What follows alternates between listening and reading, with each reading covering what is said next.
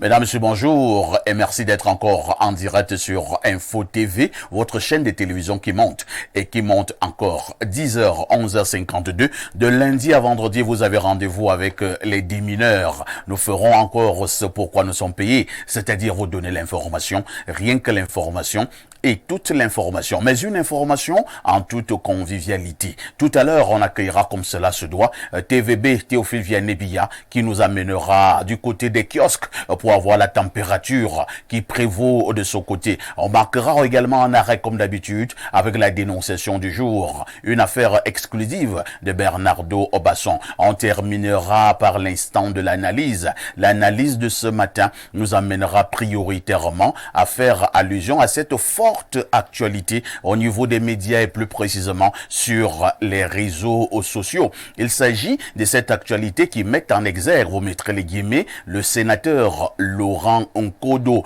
Il s'agit justement de plusieurs correspondances qui ont été rendues publiques, correspondances émanant de Laurent Nkodo, le sénateur, à l'endroit du président du Sénat au Cameroun. Que se passe-t-il finalement avec le sénateur Laurent Nkodo? On analysera, on commentera afin que nul n'en ignore ce matin. Si vous êtes en direct sur le canal 307, sur Canal Plus International, sentez-vous privilégié. On commence par accueillir nos invités ce matin et nous commençons justement par le DP. Il s'agit du DP de commune actuelle.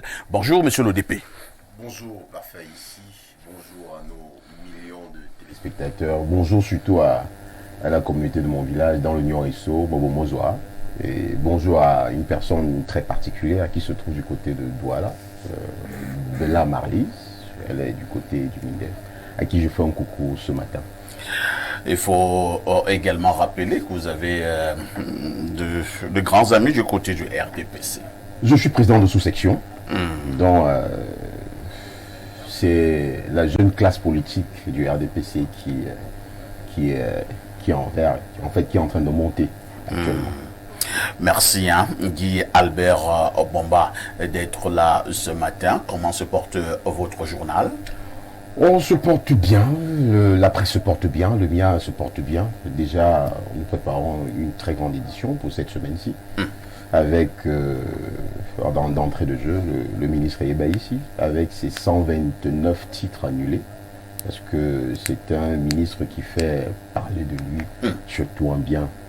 Et puis, surtout en bien, parce qu'il annule les titres où il faut, là où il faut. Vraiment, il est un peu comme la boussole du foncier au Cameroun. Merci Guy Albert Bomba d'être là ce matin. À côté de vous, on va accueillir Bernardo Obasson. Bernardo Obasson, bonjour.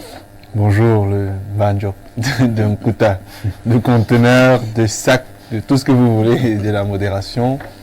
Bonjour à tous ceux qui nous reçoivent, surtout du côté de Ngambé, en espérant que là-bas, Inéo a permis que nos frères nous reçoivent aujourd'hui.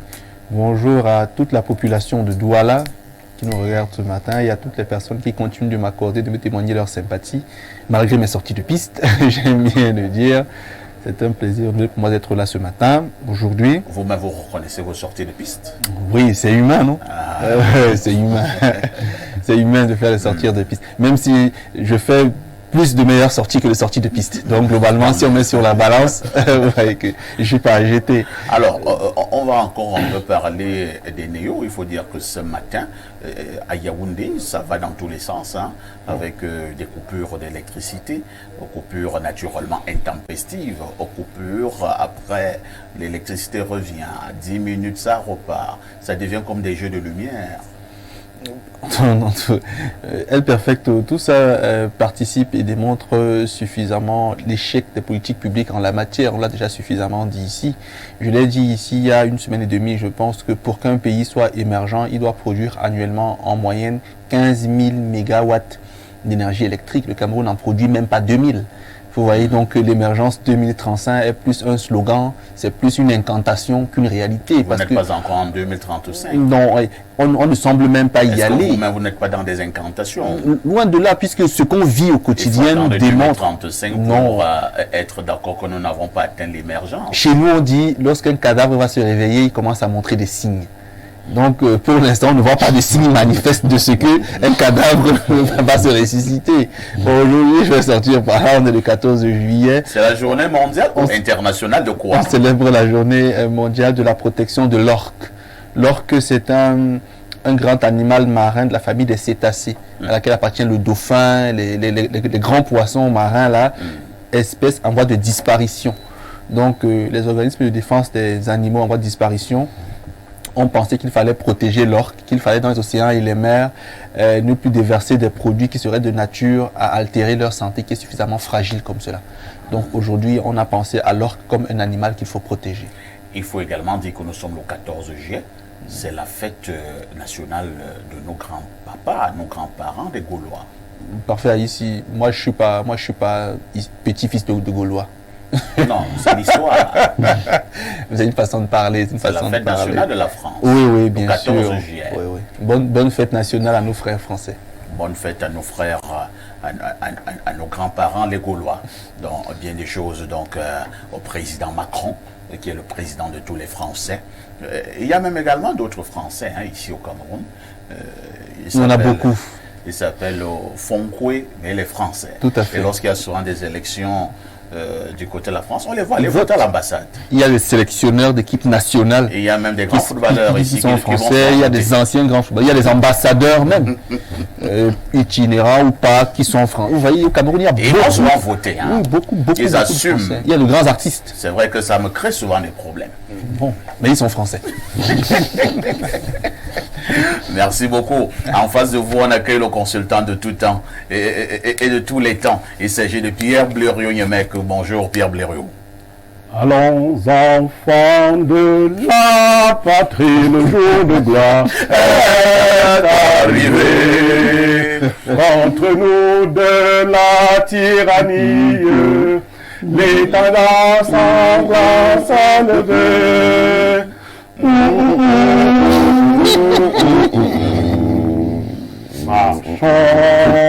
Marchons, voilà.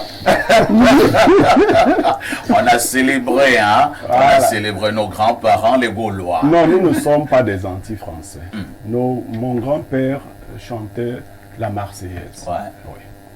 Votre papa également. Tout à fait. Voilà. Donc, nous avons une intimité avec la France. Que nous le voulions ou pas. Nous ne pouvons pas le nier. Puisque nous parlons là. Quand votre femme a commis une infidélité et qu'elle a fait un enfant avec le voisin, vous êtes éternellement lié à ce voisin. Éternellement. Cet enfant vous rappelle l'acte d'adultère, mais c'est votre enfant parce que chez nous en Afrique, et les Français le savent également dans le droit napoléonien, tous les enfants issus du mariage sont réputés des œuvres du mari. Nous disons en Afrique, c'est à l'homme qu'appartient la chèvre, qu'appartiennent les chevaux. Donc tous les enfants que les Français nous ont laissés sont nos enfants. C'est donc nos géniteurs d'une certaine manière. D'une certaine manière. Très bien. Ce que nous voulons simplement, c'est de bien vivre en bonne intelligence avec eux. Tout à fait. Nous ne détestons pas la France. Non, loin de là. Moi, je ne déteste pas la France et les Français. Je refuse la politique française en Afrique. Et je sais qu'il y a des Français qui refusent la politique française en Afrique ou la politique française de l'Afrique. Merci beaucoup. Voilà. Hein. Cela a été clairement dit. Voilà, Et donc, lorsque vous l'avez donc dit, nous leur souhaitons une très belle fête d'indépendance. Le 14 juillet, c'est une très grande date dans l'histoire de l'humanité. Lorsque je l'ai dit, je donne très brièvement, lorsque je salue aussi tous nos nombreux téléspectateurs à travers le monde, surtout ceux de l'Amérique du Nord, de plus en plus nombreux, c'est-à-dire Canada, États-Unis et autres. Parfois ici, nous sommes particulièrement suivis de ce côté-là. Ah bon? Ah ben, je comprends que ce soit aussi à la fois de la nostalgie. Mais, vous savez, les peuples qui se sont libérés ou qui ont atteint les sphères de la libération aiment observer avec beaucoup d'acuité leurs origines. Et les Nord-Américains, Camerounais et autres Africains nous suivent particulièrement. Je leur adresse notre bonjour sympathique. Merci. La citation du jour, elle est brève mais très profonde. Le sage gagne sans combattre. On reprend. Le sage gagne sans combattre. Le sage gagne sans combattre. Donc, vous pouvez un peu expliquer? Oui, l'homme intelligent gagne ses combats. L'homme sage évite les combats mais remporte la victoire. Vous savez, si quelqu'un vous oblige par exemple à bagarrer dans un bateau ou dans votre voiture, vous pouvez lui suggérer de garer et que vous alliez bagarrer hors de la voiture. Une fois qu'il descend, vous démarrez, vous partez.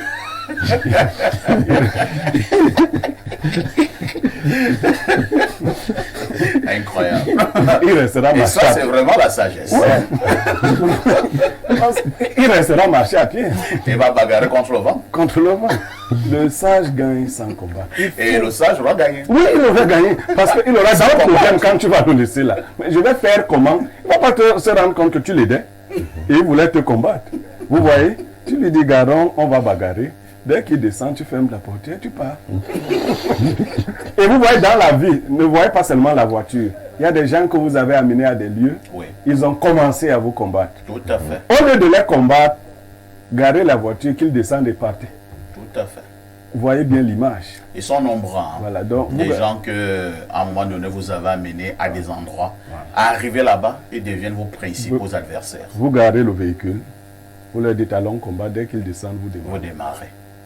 Ils sauront ce que c'est. Moto Digo. Moto Digo. Donc, il faut éviter les combats inutiles qui nous éreintent, au contraire. Si on a des stratégies pour contourner, il est encore mieux de contourner et de laisser l'insensé dans ces combats inutiles.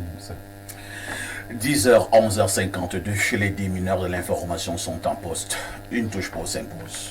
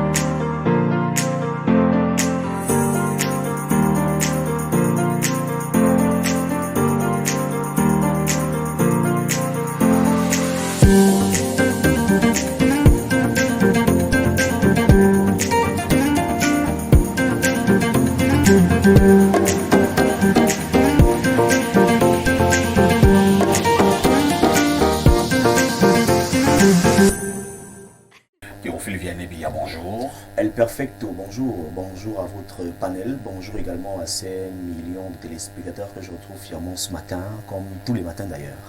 Comme tous les matins d'ailleurs, vous nous donnez rendez-vous habituellement pour l'actu presse. Il s'agit de la revue La Presse sur Info TV. On ne le dira jamais assez. Tous les matins, vous êtes déjà là à 6h45. Vous remettez cela à partir de 10h sur Espace Miné pour la quintessence de l'information parue en en kiosque au Cameroun. TVB, que disent les journaux? El Perfecto, les journaux qui sont disponibles en kiosque ce matin s'intéressent au sport, s'intéressent bel et bien à l'actualité économique et même à l'actualité politique. Et nous ouvrons dans cette revue de presse avec le journal La Météo de Dieudonné Mbengue qui était sur les pas de Lucas Sowona, le maire de la commune d'arrondissement de Yaoundé 3e. Carrefour au Lézois et rond-point Damas, Lucas Sowona relocalise les vendeurs de meubles et bois. Le maire de Yaoundé 3 a effectué ce 13 juillet une descente au nouveau marché d'Aral à Neptune avec leurs représentants. Objectif, mieux répartir les lots et répertorier les travaux de finition à effectuer. Le journal présente les détails de cette actualité en page 3. Ici, on s'intéressait au budget 2024 avec Info Matin de Dieudonné Mbengue. Améliorer la gouvernance à tous les niveaux de la gestion. C'est l'une des orientations formulées pour l'atteinte des objectifs de la SND 30 par le ministre des Finances à l'ouverture du séminaire de lancement des activités de préparation du budget ce 13 juillet à Yaoundé en présence de plusieurs autres membres du gouvernement.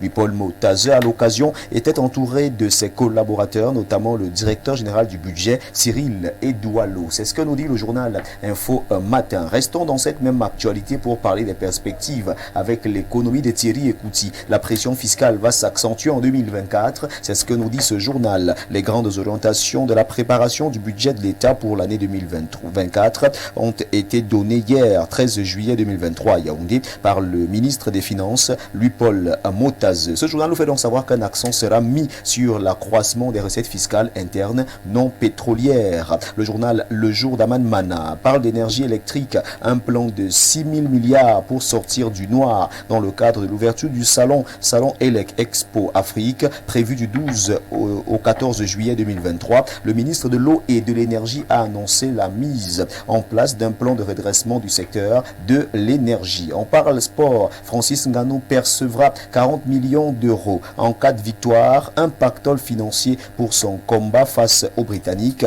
Tyson Fury, show prévu le 28 octobre 2023 en Arabie Saoudite. Éliminatoire Coupe du Monde. Le Cameroun retrouve le Cap-Vert. Le journal d'Aman Mana nous le fait également savoir ce matin en page 9. Cette actualité est présentée en page 11 du journal Mutation de Georges Alain Boyomo. Éliminatoire mondial 2026. Tirage clément pour le Cameroun. Cameroun, Union européenne. Les 25 influenceurs sont donc présentés dans ce journal en grande une. On parle politique également. En page 8 du journal Mutation. Épilogue. Michel Ndoki exclu du MRC. Cette actualité barre la grande une du journal Le Messager qui parle également du mouvement pour la renaissance du Cameroun. Doki, MRC, rupture consommée, s'exclame le journal Le Messager. La vice-présidente nationale exclut définitivement du mouvement pour la renaissance du Cameroun pour refus manifeste de se conformer à la ligne politique et à la discipline du parti. Le motif est donc présenté ce matin au journal Le Messager qui est en kiosque et qui revient sur cette actualité. On parle du conflit dans le sud-ouest. 6 fonctionnaires tués, le journal nous le fait savoir en page 6. Restons dans la crise anglophone avec la nouvelle expression qui présente les révélations d'un déserteur, un ex-combattant qui a rejoint le centre de démobilisation, de désarmement et de réintégration, révèle comment les 6 délégués départementaux enlevés par des combattants séparatistes Andiang il y a 2 ans ont été sommairement exécutés et enterrés en brousse. On en parle en page 3 du journal La Nouvelle Expression. Allons à l'église catholique en page 11 du journal La Nouvelle Expression, les prêtres et le sexe. Docteur Aristide Mono montre comment les prêtres camerounais multiplient des conquêtes sexuelles plus que ceux qui n'ont pris aucun engagement d'hygiène libidinale devant Dieu et devant les hommes. Bangourin, 5 morts dans un naufrage. Les victimes dont un couple et leur bébé faisaient partie des passagers d'une embarcation de fortune qui a chaviré dans un lac artificiel au village Koumengwa. Elle revenait d'une cérémonie funéraire au village Bissa, une île voisine dans la région du nord-ouest. Cameroun Tribune, le quotidien bilingue gouvernemental, nous fait savoir que les pèlerins sont de retour au Cameroun et disent donc merci à Paul Biya. De la page 4 à la page 5, on revient sur cette actualité. Islam et paix, jeunes et femmes en avant. Le Premier ministre chef du gouvernement Joseph Dion Ngoutié a présidé à Yaoundé hier, au nom du chef de l'État, l'ouverture d'une cérémonie internationale qui qui plaide pour l'autonomisation de ces couches de population pour impulser le développement. Le quotidien de Jules Brice Ngaba est en kiosque et parle de digitalisation des administrations. L'ère des campus numériques est à lire dans ce journal. Yaoundé, Luc Messia Tangana annonce une croisade contre l'insalubrité. Le journal en parle en sommet 1. La gouvernance s'intéresse à l'auteur Armand-Claude Abanda, fils de prélat. Armand-Claude Abanda, désormais traduit en langue italienne, le roman Fils de prélat de l'auteur Armand-Claude Abanda connaît de plus en plus le succès. Le couronnement italien est donc présenté ici dans ce journal, le journal de Lazare Nomo, qui est disponible en kiosque. Cette revue de presse se referme donc avec le journal Éco-Santé de Joseph Mbengboum qui parle de cette autre fait de société, frotterisme sur les motos, comment les hommes se sucrent sur les femmes. Dans les grandes villes du Cameroun, les frôleurs et frotteurs prennent du plaisir à satisfaire leur libido en se frottant contre les femmes sur la moto. Un phénomène qui prend de plus en plus de l'ampleur, ce qui pousse certaines femmes à refuser parfois de se faire bâcher sur l'engin à 2 roues. C'est avec cette actualité, ce fait de société d'Éco-Santé que nous refermons cette revue de presse acte 2 sur Info TV. Mesdames, messieurs, de votre aimable attention, infiniment merci. Et nous vous invitons très massivement à vous rendre dans les kiosques pour vous procurer un journal au prix de 400 francs CFA pour que vive la presse camerounaise. Même s'il faut emprunter une moto pour aller acheter votre journal, n'hésitez surtout pas. Et surtout si l'occasion se présente de vous faire bâcher par un homme, chère dame, ne refusez surtout pas. Mesdames, messieurs, c'est la revue de presse avec Théophile Vianney Billa. Appelez-moi TVB si vous le désirez. Merci El Perfecto. Merci TVB pour cette brillante revue de la presse. D'accord. Les femmes sur les motos. Oui.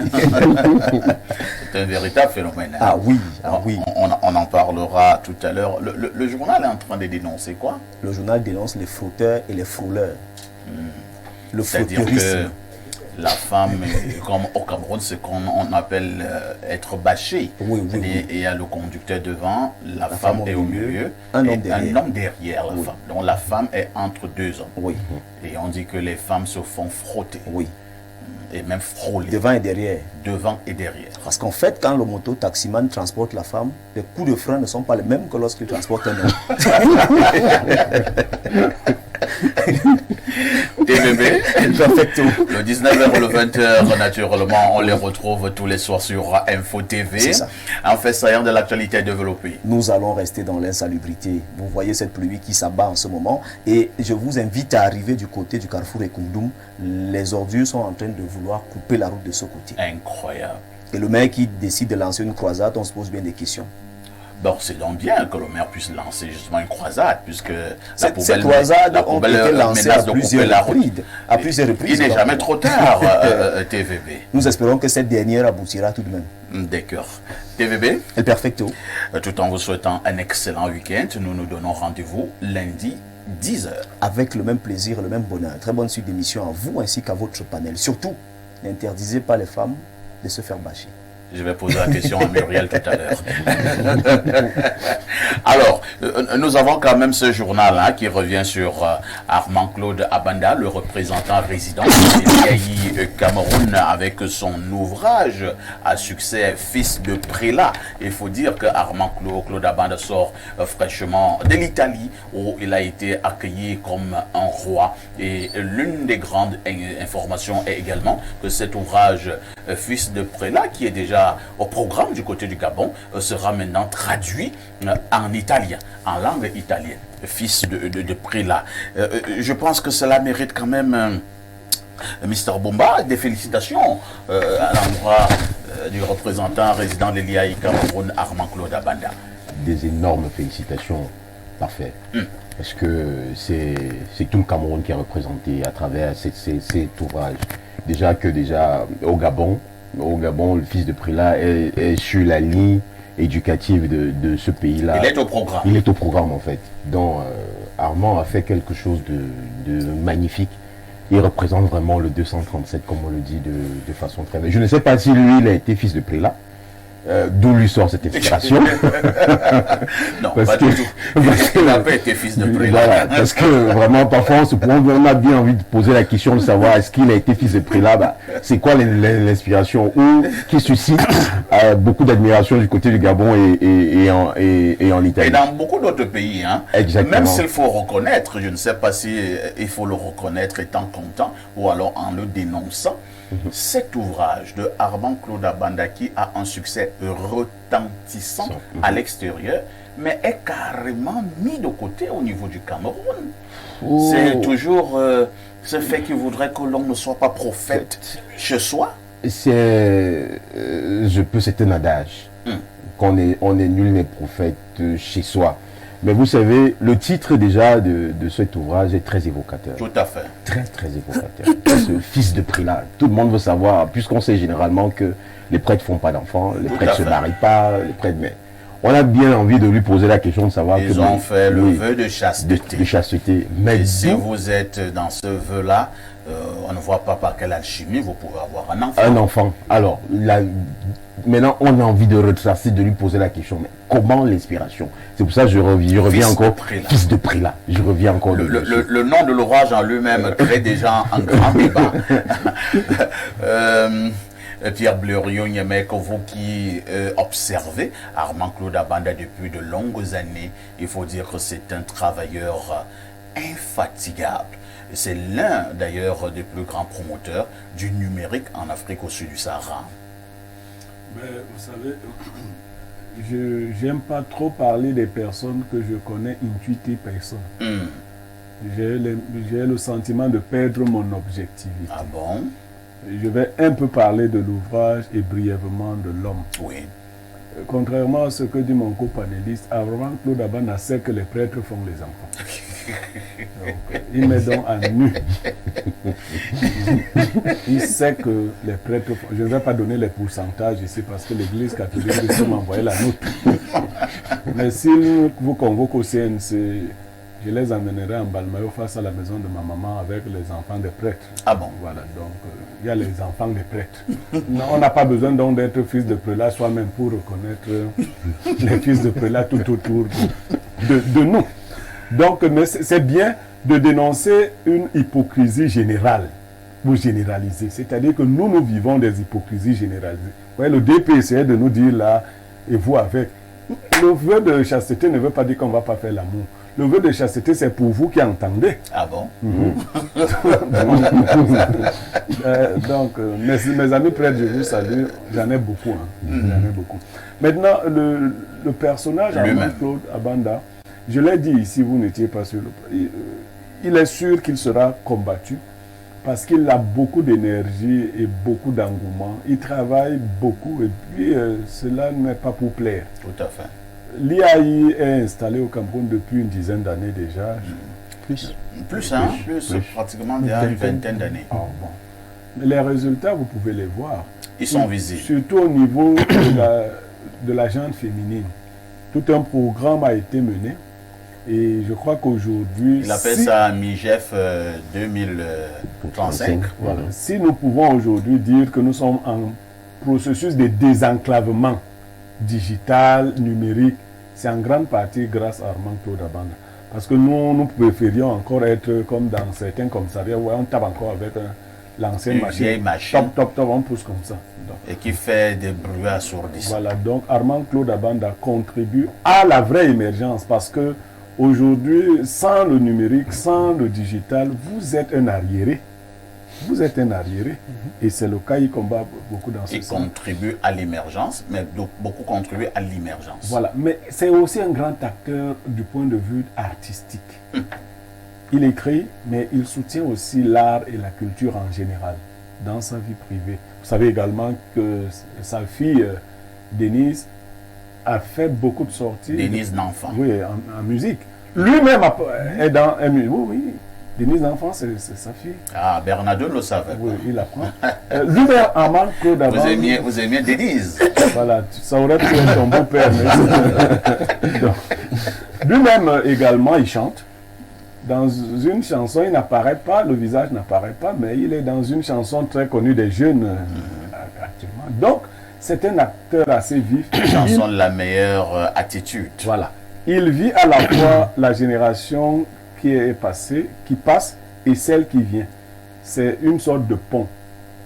On ne peut pas l'appeler jeune. Moi, j'appelle pas ce jeune. Non, il n'est pas jeune, ni vieux, parce que c'est au RDP, c'est que les gens de 60 ans sont les jeunes, et 50 ans jeunes, non. Il est pont entre les vieux et les jeunes. Il n'est pas un mauvais grand frère. de toutes les façons. Merci beaucoup. Hein. Il n'est pas un mauvais grand frère de toutes les façons. De toutes les façons également, pour ceux qui ont eu la chance de rencontrer Armand Claude Abanda, il y aura toujours quelque chose à retenir. Je pense que l'une de ses plus grandes valeurs, c'est l'humilité. Un monsieur d'une humilité légendaire. J'ai souvent dit en parlant de lui, il est tellement grand, mais tellement humble. Moi, je ne comprends pas. Comment on peut être aussi grand et aussi humble? Moi, je sais qu'au Cameroun, quand on est grand, on devient arrogant. Tous les grands au Cameroun sont arrogants. Mais Armand Claude Abanda, lui, il est grand, mais il est humble. Merci beaucoup. Hein. Alors, Muriel Andjé nous a retrouvés sur ce plateau. Muriel, toute de rose vêtue, à 50%. Bonjour. Bonjour Perfecto, bonjour à tout le panel et bonjour à ceux-là qui nous regardent de par le monde entier. Je vous accueille à chaud hein, avec une information qui nous vient des Éco-Santé. Éco-Santé pense que ça devient un phénomène. Ces filles, ces femmes sur les motos et qui se font bâcher pour parler comme au Cameroun. Il paraît que les femmes commencent à se plaindre un peu. Elles pensent que quand elles sont bâchées sur les motos, elles subissent beaucoup d'abus. Vous êtes de celles-là, vous avez aussi constaté. Vous avez été victime. J'ai été victime du côté de Douala. Ah bon? Oui, moi d'abord je me demande qui avait dit que s'il y a bâchement, c'est la femme qu'on doit bâcher. C'est pour votre sécurité. Il faut la protéger, il faut protéger la femme. Parfois, j'ai trouvé ça un peu bizarre. Vous avez emprunté une moto toute seule. Si c'est un monsieur qui vient encore stopper la moto, on descend déjà d'abord. on vous informe qu'il y a bâchement. D'accord, vous acceptez avec beaucoup de difficultés. Mais après, on vous demande d'être celle qu'on va bâcher. Donc, je me dis, c'est quand même compliqué. Mais après, parfois, vous avez des bâcheurs. Ils le font lorsqu'il y a des femmes sur la moto, parce qu'il est assis, vous vous demandez, est-ce que c'est parce qu'il est mal assis, est-ce qu'il cherche un équilibre, ou alors ils profitent, ils font des choses un peu bizarres. Je me dis, je préférerais encore mieux. Non, ils bougent un peu trop, et puis ça bouge de partout. Ça bouge de partout. Comment vous ressentez que ça bouge de partout? Dites-nous, faut vous comprendre. Du coup, moi, je préfère payer 2 places. S'il y a moto, je préfère payer vraiment 2 places. Pour ne pas être bâché. Tout le monde n'a pas autant d'argent que vous. Dites aux autres filles qui ne peuvent pas payer 2 places, comment faire? C'est un peu pareil aussi dans les taxis. Si vous êtes assis devant, vraiment assise devant pour les femmes, lorsqu'on va venir vous bâcher, déjà c'est la théorie, on bâche les femmes, elles doivent être, on va vous appuyer, vous tripatouiller. Moi, je ne comprends pas vous tripotez un peu. Or, si c'est une femme qui vient à bâcher avec vous, il n'y a pas ces soucis-là. Mais lorsqu'il y a toujours un monsieur à côté, on se demande s'il a un problème particulier. Donc, je dis, n'acceptez pas que vos femmes se fassent bâcher. Sur les motos, c'est plus grave. Parce que là-bas, c'est très compliqué. Quelles sont les conséquences possibles du bâchement? Bernardo Basson, on parle en rien, mais c'est quand même un petit phénomène hein, qui est né, qui grandit. Et si on en parle, c'est parce que ça prend vraiment de l'ampleur. On a aussi l'impression que certains hommes, bien postés à des endroits bien précis, attendant des motos, lorsque cela voit dire qu'il y avait une femme sur la moto, il est prêt même à doubler la mise. Parce qu'il veut bâcher la femme, la jolie dame qui est sur la moto. Et Muriel pense qu'à un moment donné, ça bouge de partout, ainsi de suite. Le journal pense que certains hommes passent le temps à frotter les femmes sur les motos. Le motoman même a des coups de frein bizarres. Et tout cela, ça donne un agencement compliqué. Ça donne un peu le bouger de partout. Il y a malheureusement des personnes qui sont malades. Qui sont psychologiquement malades. Il y a des inclinaisons chez certaines personnes qu'on appelle en psychologie, comme dans d'autres sciences humaines, la concupiscence, c'est-à-dire l'inclinaison manifeste vers les plaisirs de la chair, notamment les plaisirs sexuels. Il y a des personnes qui, donc, parce qu'elles sont malades, n'arrivent pas à se retenir face à la présence d'une femme et donc se livrent à des comportements aussi odieux et disgracieux. Parce que même si vous devez prendre du plaisir avec une femme de façon directe ou indirecte, c'est dans un endroit privé, dans un cadre réglementé par vous deux de manière consensuelle. Vous n'allez pas être sur une moto, dans un véhicule et commencer à toucher particulièrement une femme. Quoi qu'on dise, c'est abusé, c'est sale, c'est dégradant. Pour moi, c'est vrai, c'est pas tout bien de parler de soi, mais personnellement, je ne le ferai jamais. non pas parce que je veux juger ceux qui le font, déjà que c'est mauvais, faut le dire que c'est mauvais de le faire, mais parce que j'ai pas cette éducation-là. Donc ceux qui le font déjà sont condamnables. Mais en attendant quand même, au-delà d'avoir cette éducation ou pas, est-ce qu'il ne faut pas quand même aussi dire que certaines femmes particulièrement jolies sur des motos qui sont bâchées peuvent également susciter d'une manière ou d'une autre un certain effet sur certains hommes normaux? Est-ce que ce n'est pas humain qu'un homme qui bâche une très belle femme sur une moto ait parfois des sensations bizarres? Tout ce qui est humain n'est pas sain.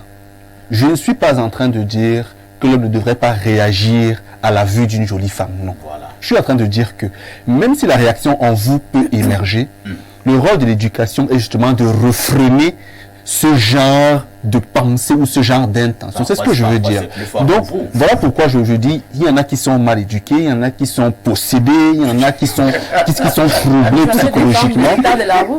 Oui, vous avez, il y en a qui sont sous-éduqués, mal éduqués, parce que de façon réelle... Bon, Muriel nous dit également que l'état de la route peut favoriser certains comportements. Mais là, c'est une circonstance. C'est une circonstance. Ce n'est pas partie d'un déclenchement d'action de quelqu'un. Parce que, objectivement, ou de manière cohérente, un homme structuré ne peut pas aller sur une moto parce qu'il n'a pas de véhicule. C'est pas tout le monde qui a la chance d'avoir un véhicule. Il ne peut pas aller sur une moto et commencer à faire des attouchements sur une femme. Il est malade. Lui, là, il est malade. C'est un problème réel. Donc, justement, en le constatant, démontre qu'il y a un problème. Oui, oui, vraiment. Vous ne trouvez aucune circonstance atténuante? Aucune. Oh là là. Mis à part la maladie. Et là, on doit le soigner. Vous voyez, donc, il y en a qui sont malades, comme je dis, il y en a qui sont possédés, il y en a qui sont mal éduqués, parce qu'il y en a qui ont une éducation de misogynie dans laquelle, pour eux, la femme c'est un objet, la femme c'est la cola, la femme c'est un déchet, les femmes sont ça. Et ce genre d'éducation leur donne la possibilité maladroite et malheureuse de voir la femme quelque chose qu'il faut toucher n'importe comment. Il qui dit chez nous que la femme est comme un épi de maïs, celui qui a les dents, il croque. Vous voyez que c'est tellement disgracieux. Qui disent ça? Je ne pense pas que l'intention c'est de dire cela. Je ne pense pas. L'adage est bien connu. Non, parfait. Ici, l'adage. Vous voulez qu'il dise ça en Ewondo? Je ne parle pas très bien Ewondo. Je comprends juste un tout petit peu. Pour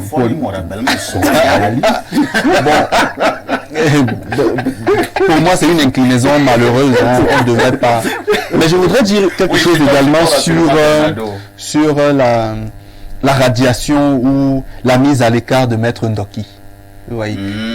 Parce que je pense qu'il faudrait... On en parler dimanche, mais de manière exceptionnelle, je t'offre 1 minute pour cela. Je pense qu'il ne faudrait pas qu'on reproche aux autres ce que nous-mêmes nous faisons. Dans un parti politique, il y a des règles, il y a des textes. On gouverne avec les textes. Est-ce que le MRC, dans ces textes, prévoit la possibilité pour les personnes en interne de candidater pour la présidence du parti? Oui. Pourquoi, si quelqu'un candidate, on se met à penser que cette personne forcément va contre l'idéologie du parti?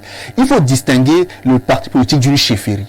C'est dans la chefferie que le chef est intangible et indiscutable. En politique et surtout en démocratie, le chef peut être contesté. Maître Ndoki a fait la prison. Maître Ndoki a pris des balles pour les idéaux du MRC. Donc on ne peut pas la traiter aujourd'hui comme une paria, comme une moins que rien. Pour moi, sur le coup... que Maître Ndoki n'a pas respecté la discipline du parti. Laquelle? Elle est anti-parti. Elle a fait montre de diffamation à l'endroit du parti, à l'endroit du chef de ce parti-là, le président Maurice Kamto. Et pour toutes ces raisons et bien d'autres, elle devait être virée. Je peux même l'intégrer, mais c'est de l'intolérance politique. Parce que si dans le RDPC, il fallait que les gens soient toujours visés pour leurs propos disgracieux sur Paul Biya, c'est que le RDPC est déjà fini. Quelqu'un m'a dit ceci, Bernardo, oui, mais finalement c'est le RDPC qui est un grand parti démocratique, puisque Zengele a été candidat face à Paul Biya pour le remplacer à la tête du parti, mais Zengele n'a jamais été chassé du RDPC. On se comprend donc. Ce qui fait que, moi, ce que je peux dire, c'est qu'on est en train clairement de voir qui est-ce qu'on ne peut pas accepter au sommet de l'État. Parce qu'il y en a qui ont clairement l'impression que la contradiction reste un problème. Non, c'est pas un problème. Aujourd'hui, j'ai plein d'amis du RDPC, mais je suis contre les actions quotidiennes du RDPC. Pour moi, c'est un parti politique qui, sur le plan social, a beaucoup d'incohérences et beaucoup de manquements. Mais ils restent mes amis. Pourquoi si Maître Ndoki propose des éléments contraires à la direction du parti, on doit penser qu'elle est forcément contre le parti. Elle veut critiquer pour améliorer les choses. Donc moi, je pense que le MLC va se fragiliser du fait de la décision de Maître Ndoki. Et pour moi, c'est une décision qui est complètement malvenue. Merci beaucoup, Bernardo. Nous n'avions pas ce sujet-là en ligne de mire. Il y a une actu presse qu'il a évoquée, en tout cas. Bien entendu. Mais Blériot, vous voulez parler de Ndoki ou bien des femmes sur les motos? Les femmes sur les motos. Vous préférez parler des femmes sur les motos? Sur les motos. L'actualité de Ndoki ne vous intéresse pas pour aujourd'hui? Non, je prends le temps de... Bernardo, Pierre Blériot, je ne sais pas, entre-temps, est-ce que les femmes qui sont, entre guillemets, un peu abusées sur les motos, peuvent se défendre? Est-ce qu'elles ont les moyens de se défendre? Qu'est-ce qu'elles doivent faire? Ou alors, qu'elles se laissent faire? Non, surtout pas. Ah, d'accord. Surtout pas. Ok. Il y a beaucoup de pervers, mais il y a aussi des femmes perverses. Ah bon? Il y en a même pas. Donc, je ne veux pas les mélanger. Il y a des gens qui n'ont pas 3000 francs pour aller à l'auberge et croient qu'ils peuvent se rencontrer et durer sur une moto. Il y a des gens qui agissent comme ça. Quelquefois en complicité même avec le mototaximan. Ah bon? Vous pensez seulement à la journée, mais de nuit encore à Douala et ailleurs, les gens vont plus loin. Ah! Oui, les gens vont plus Oh là loin. là. Ça va jusqu'au viol. C'est Oh là là. regrettable. Donc, pour celles qui n'approuvent, déjà que du point de vue de la pudeur, ce n'est pas pudique. Maintenant, il faut bien mettre la lisière entre celles qui collaborent et celles qui s'y opposent. Donc il y en a quand même qui collaborent. Oui, malheureusement. Ah, d'accord. Malheureusement. Moi, je pense que si je vois une jeune fille que j'aime qui est sur une moto, je peux garer mon véhicule et monter sur la moto. Honnêtement, le temps de lui demander si je peux avoir son contact. Moi, je parle de la réalité, hein, c'est-à-dire, si vous aimez une fille, vous la voyez sur la moto, vous n'êtes plus sûr de la revoir. C'est pas comme si... Non, non. Vraiment, je gare mon véhicule. Et Muriel est d'accord avec cette Attendez, approche. qu'est-ce que C'est une approche un peu plus soft. Une Je approche un monte peu sur la plus moto, commode. je paye, je dis... Vous êtes co-conducteur, alors vous partez. Je paye pour elle, je paye pour moi. Je laisse même le cadeau au mototaximan et je dis à la jeune fille, la vérité, c'est que je suis monté sur cette moto pour toi. On ne peut rien faire sur la moto, toi et moi. Mais une seule chose, dis un seul mot et je serai sauvé. Elle me donne, et je dis au mototaximan, c'est bon, tu peux garer, continue. Non, en fait, je parle de ce qui est pratique. Tout à fait. Voilà, donc je ne vais pas commencer à dire, hey, Seigneur, je reverrai la fille c'est quand. Je vous dis, j'ai voyagé avec une jeune dame, nous allions à Bouya. De Yaoundé à Bouya, je voulais parler à la jeune fille. Je n'ai pas pris le courage. C'est quand nous arrivons au stationnement, elle veut prendre sa moto, que je veux commencer à lui. Elle me dit, non, non, non, non. On a fait 4 heures de temps. 6 heures de temps. C'est maintenant que non, il se fait tard. C'est pour ça que j'ai pris la leçon. Désormais, quand je m'intéresse à quelque chose ou à une personne, je le lui fais savoir. Merci Donc, beaucoup. ça c'est pour dire à ceux qui... Non. Si vous vous intéressez vraiment à une femme, nous avons le droit de draguer les femmes, non? Tout à fait. Mais dites-lui que Et madame... non de faire des grimaces comme des singes. Ah, sur des non, non, motos. les attouchements, non, c'est impoli. Mais dites-lui, madame, vraiment, si vous convenez, on peut se rencontrer à nouveau. Et comme la technologie a favorisé le hasard, On s'échange de contact. j'ai une bonne mémoire. Dites seulement. Et je vais retenir. Merci beaucoup. Hein. On le dit en riant, mais nous attirons quand même l'attention. Je ne vais pas utiliser les mots de Bernardo qui étaient particulièrement durs à l'endroit de ces hommes sur les motos. Mais monsieur, respectez les femmes sur les motos. Une femme sur la moto, il ne faut pas la toucher n'importe comment. On prend une autre touche pause.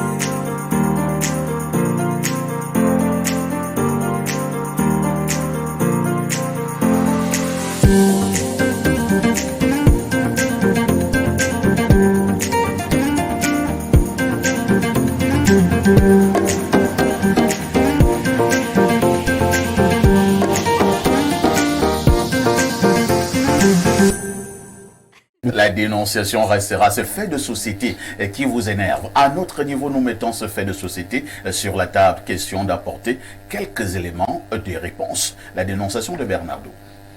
Un jour, je vais dire aux téléspectateurs ce qui se dit souvent ici durant l'instant. Ah bon? On ne dit pas Et ce qui si je vous donne les échos d'une coutaille du consultant national, Je sens un jour à Lyon, hein. Enfin, si tu dis on éteint les caméras, tu sors. Les choses qui se font dans les vestiaires ne sortent pas. Voilà.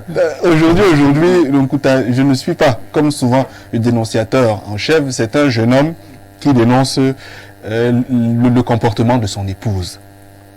Il a épousé la jeune dame, il avait 29 ans, elle avait 27 ans.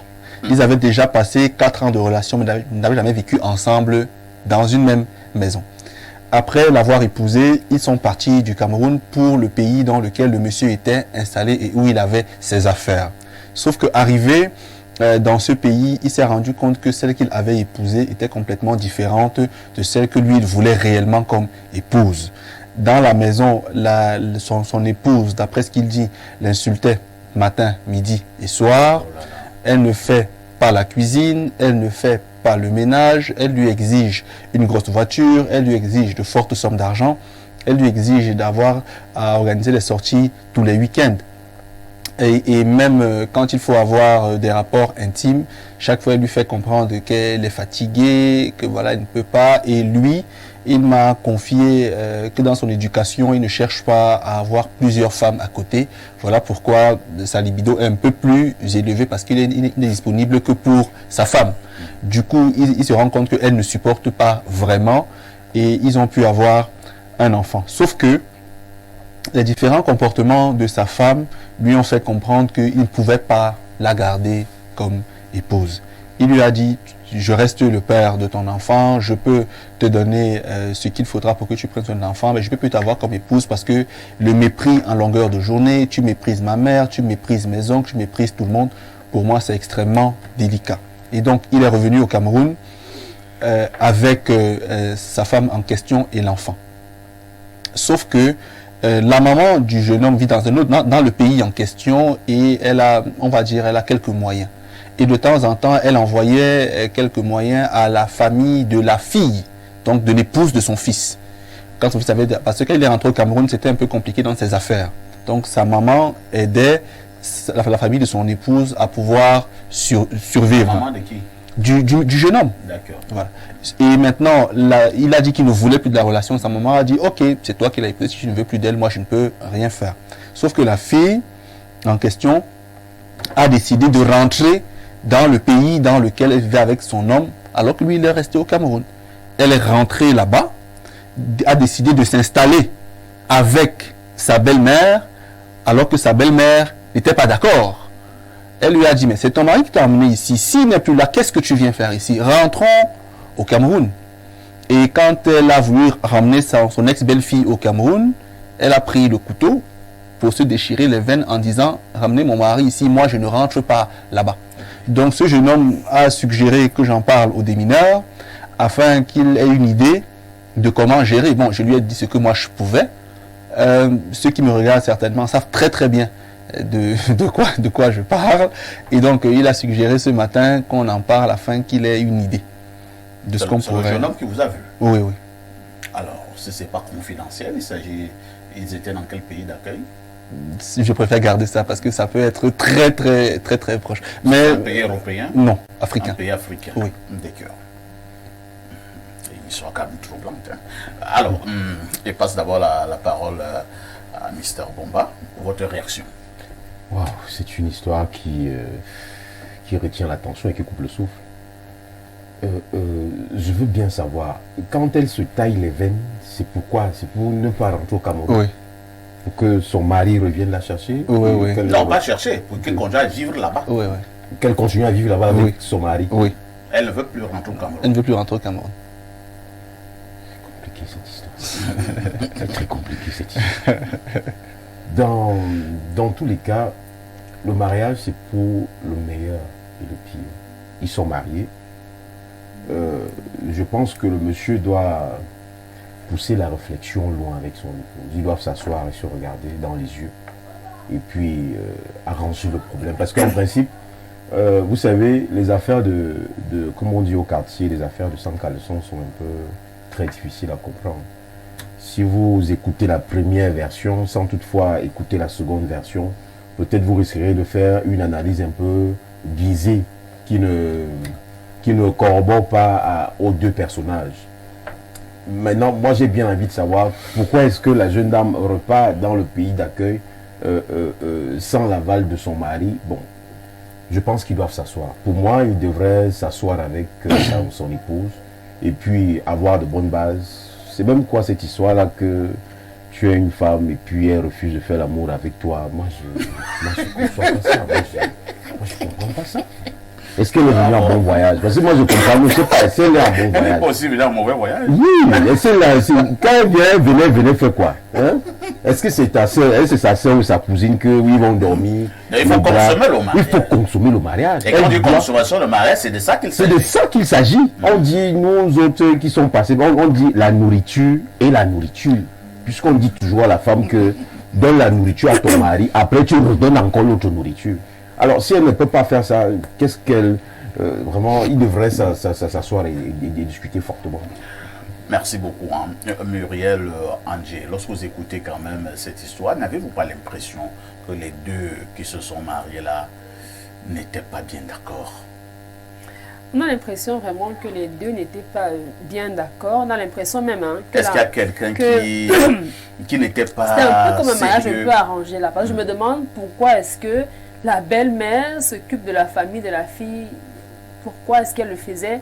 Tellement pour qu'il y ait de bons rapports gardés avec la belle famille. Ça, je ne comprends pas. Parce qu'elle aime beaucoup son fils. Elle aimait beaucoup son fils. Elle aime. Et elle aime beaucoup son fils, voilà. Pourquoi est-ce que le monsieur a décidé de revenir au pays? Parce que là où il était, dans le pays, avec son épouse, elle est tombée gravement malade. La famille ici commençait à s'inquiéter que oh, peut-être vous voulez vendre mon enfant, etc. Il l'a ramené ici, il l'a laissé dans sa famille, il a passé du temps avec elle jusqu'à ce qu'elle se rétablisse bien. Et c'est ici qu'il annonce la séparation. Oui, qui lui dit que vraiment tes comportements m'empêchent de continuer de vivre avec toi. Parce que était le vrai retour. Oui, vraiment. Moi, je vais rentrer après. Vous pensez qu'il pourrait accepter ça comme ça? Moi, je ne pense pas. Est-ce que s'il y a séparation, il faut que je rentre à la case départ? Même s'il faut quand même comprendre que la séparation naît aussi du fait que le bonhomme, le monsieur se plaint. La femme ne fait pas normalement à manger, ne s'occupe pas de la maison. Au niveau du lit, la femme ça, je lui accorde, lui accorde. Mais lorsqu'on lit un peu entre les lignes, on comprend que c'est aussi un monsieur qui ne s'affirme pas assez. Parce que déjà, on est rentré au pays parce qu'elle était malade, il y a eu une raison suffisante. Là, on est rentré. Et pourtant, qu'il y a un problème qu'on vit ensemble, où nous sommes là, tu ne t'occupes pas de moi, tu ne te comportes pas comme une épouse doit se comporter. Est-ce qu'il a eu à ramener la dame à la raison? Est-ce qu'il a eu souvent peut-être à taper le poing sur la table comme un monsieur? Et puis là-bas, on se sépare déjà, avant même de dire qu'on revient ici. Parce que moi, ce que je souligne, c'est que on est arrivé là-bas, ce qui est sûr a changé la vie de la fille. Maintenant, si on se sépare, pourquoi est-ce que je dois retourner à la case départ? Aucune fille ne peut vous accepter ça. Même si vous l'amenez en Europe, je ne sais où, déjà elle ne connaît même personne, elle ne peut pas accepter de rentrer. Mais elle va vous dire, séparons-nous ici, alors on va se chercher. Non, elle ne m'a pas dit qu'on se sépare ici. Moi, j'étais prise du Cameroun. Voilà. C'est un exemple qu'on m'a donné pour t'amener en Côte d'Ivoire. Oui. Alors, maintenant, ça n'a plus donné en Côte d'Ivoire. Je te ramène au Cameroun, là où je t'avais. On va ramener au Cameroun, voilà la question perfecte. Ton problème, c'est qu'on se sépare, que je ne suis plus... Je dois revenir te laisser chez tes parents. C'est moi qui t'ai amené. Oui, là voici, je l'ai ramené en bonne santé, et ainsi de suite. Mais là, parce que si je te laisse en Côte d'Ivoire, c'est comme si j'étais abandonné en Côte d'Ivoire. Je t'ai même vendu. Voilà. Moi, je dis, un, la dame n'est pas prête à revenir. Et de deux, la décision qu'elle prend d'aller s'installer chez sa belle-mère, ça veut dire qu'il y a un anguille sous roche. Il y a quelque chose que le monsieur même ne sait pas. Est-ce que ce mariage est un entendement? Quand ce droit à venir dit que tu t'installes chez moi, et lorsqu'on veut insister, tu t'entailles. Ça veut dire qu'il y a quelque chose qui lie ces deux, peut-être que lui-même ne comprend pas. Si jamais, si ce n'est pas le cas, qu'on la laisse donc vivre là-bas. Attendez un peu, vous voulez même nous amener. Mais pas chez la belle-mère, qu'on la laisse donc vivre dans ce pays, qu'on lui dise que bon, maman, voilà l'argent, débrouille-toi, mais sors au moins de nos vies. Parce qu'elle ne voudra jamais revenir à la case de départ. Merci beaucoup. Pierre Blériot-Niemek, vous vous situez à quel niveau? Le monsieur, lui, il est revenu déjà au Cameroun. La dame, elle est repartie au pays d'accueil et elle vit chez sa belle-mère. Votre commentaire? Parfait, ici, vous avez bien fait d'inviter Muriel Andier sur ce plateau. Elle vient de vous dire la pensée des femmes. Parce qu'en fait, nous avons un problème, nous connaissons nos pensées et nous ne laissons pas souvent aux femmes la liberté de nous dire ce qu'elles pensent. Tous ceux qui ont dépassé un niveau social avant de se marier, à 80% feront de mauvais mariages. Parce que ce n'est pas vous qu'on va épouser, mais votre statut. À 80%. À quelques exceptions près. Et elle vous a dit pourquoi je dois rentrer à la case départ. C'est là que les jeunes filles tuent souvent les hommes. Vous voyez, quand vous faites la cour à une femme, j'ai un oncle qui a épousé sa ménagère. Il croyait que c'était une bonne affaire qu'il avait faite. Il se disait que bon, mais c'est ma ménagère. Il n'a pas compris que le premier jour où une femme passe une nuit avec un homme, elle a le grade directement au-dessus du grade de mari. C'est-à-dire que si vous êtes lieutenant-colonel, le premier jour où vous passez la nuit avec votre technicienne de surface, comme femme sur votre lit, elle devient colonel plein. À partir de là, il n'est plus question pour elle de retourner à la place de ménagère. Et même, elle aspire seulement à devenir générale. Oh là là. Il faut voir l'itinéraire des femmes. Les femmes nous regardent comme leur capital pour celles qui ne produisent pas, qui ne sont pas entrepreneurs avec eux, comme ceux qui doivent les amener au sommet. Donc quand une femme vous épouse et qu'elle épouse en même temps votre statut, Muriel vous l'a fait remarquer, première chose, tu ne me ramènes pas au Cameroun, c'est la case des femmes. Parce que les gens savent que je suis à l'étranger. Il faut faire attention. Je suis en bec. Je suis à l'étranger. Quel que soit ce que je vis là-bas, je suis quand même à l'étranger. Je ne peux pas rentrer. Même dans ma famille, on me respecte par rapport à ça. Donc tu ne peux pas venir me faire un coup ici, arriver ici, tu vas rester ici. Non, je ne vais pas rester ici. Ça c'est la femme. Je vais rentrer là-bas. Et dans l'attitude de dire que tu vas rester ici, Muriel a posé la question. C'est la séparation que tu veux ou c'est mon destin que tu veux briser? Beaucoup d'hommes qui ont des moyens ont dépensé beaucoup plus d'argent dans les séparations que dans les unions. Je vous assure, faire partir d'une femme à qui vous avez donné un statut, un standing de vie, vous coûte plus cher que rester avec elle. Si vous voulez la paix, si vous voulez vivre, il y a des hommes qui ont dû acheter des maisons, c'était pour vous séparer de ce gardement que vous vous êtes mis. Donc, en général, la fille qui veut le mariage, elles sont souvent postées là dans les familles, ont de très bons comportements. On dit que le DP vient de Paris et la fille se comporte en 2 mois ici, tout le monde veut l'épouser. Les parents font des messes pour elle, on dit que non, si ce n'est pas notre belle-fille, nous on va tous se suicider. Ta mère va rencontrer sa mère, vraiment maman, vraiment Dieu avait bien fait de te créer. Mais le jour où tu mets l'alliance, elle t'annonce donc qu'en fait elle a travaillé toute sa vie pour avoir une telle chose. Aucune femme ne peut objectivement dire qu'elle n'a pas l'énergie pour faire l'amour avec son mari. Voilà. Quand la femme ne t'aime pas, elle n'a pas d'énergie pour faire l'amour avec toi. Aussi clair, simple que ça. clair. Ah bon? Oui, puisque nous avons tous les femmes. Oui, c'est clair. Nous, voilà une femme. Quand la femme t'aime, c'est toi qui n'as pas l'énergie pour lui faire l'amour.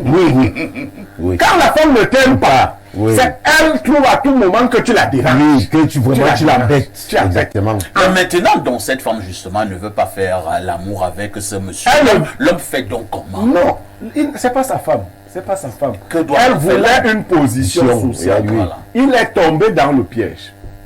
Que doit faire cet homme? Il doit lui accorder ce qu'elle cherchait. Parce C'est-à-dire? qu'elle l'a eu. Elle veut une position sociale. Il doit la positionner. Elle ne peut plus accepter la case. Mais le monsieur peut demander un divorce. Oui, ça ne se passera pas comme ça. Non. Ah bon? Oui. Mais vous êtes en train de menacer. Je vous dis la vérité. Oui. C'est pour cela qu'elle menace de s'entailler. Oui. Ça ne se passera pas comme ça. C'est comme ça. Oui. Donc vous qui avez les moyens là, qui ramassez souvent les filles n'importe comment, sachez qu'une fois que vous lui avez donné un statut, ça peut devenir une affaire. Oui, très Il compliqué. y en a même qui font tout pour avoir des informations importantes sur vous et vous tenir après. Papa, ici, tu vas m'épouser. Si Obligé. tu ne m'épouses pas, tu sais que je sais que j'aimerais toi. Ça devient le chantage. Oui, tu es en plein dans le chantage. Exactement. Tu es en plein Dans dans le le chantage. Et pour payer ta liberté, mon frère, Tu vas il saigner. faut faire attention à ces gourgandines que nous ramassons quelquefois en prenant pour femmes. Ne donnez pas le mariage à n'importe qui, quelle femme qui se précipite là, je veux être marié. Non. Quand vous avez déjà un statut, faites bien attention. Menez des enquêtes très serrées sur la famille et sur la fille que vous voulez épouser. Même s'il y a une marge d'erreur, quelquefois le caméléon peut venir chez vous, mais menez sur... Non, il ne s'agit pas seulement de voir une fille belle, mince et lancée pour dire que non, comme je vis de l'autre côté, il me faut une belle femme. Non, il faut faire attention. Beaucoup de jeunes filles sont en attente d'hommes qui ont des statuts pour en faire des prisonniers. Elle va vous laisser là, et si vous faites même pas attention, elle va commencer à vous faire ingurgiter des potions qui vont vous rendre apathique. Et elles vont vivre leur vie. C'est les statuts qu'elles cherchent. Donc nous sommes souvent seulement dirigés par nos queues. Et nous ne faisons pas attention. Ce n'est pas partout où on met la queue qu'on s'en sort. Hein. Merci Voilà. beaucoup.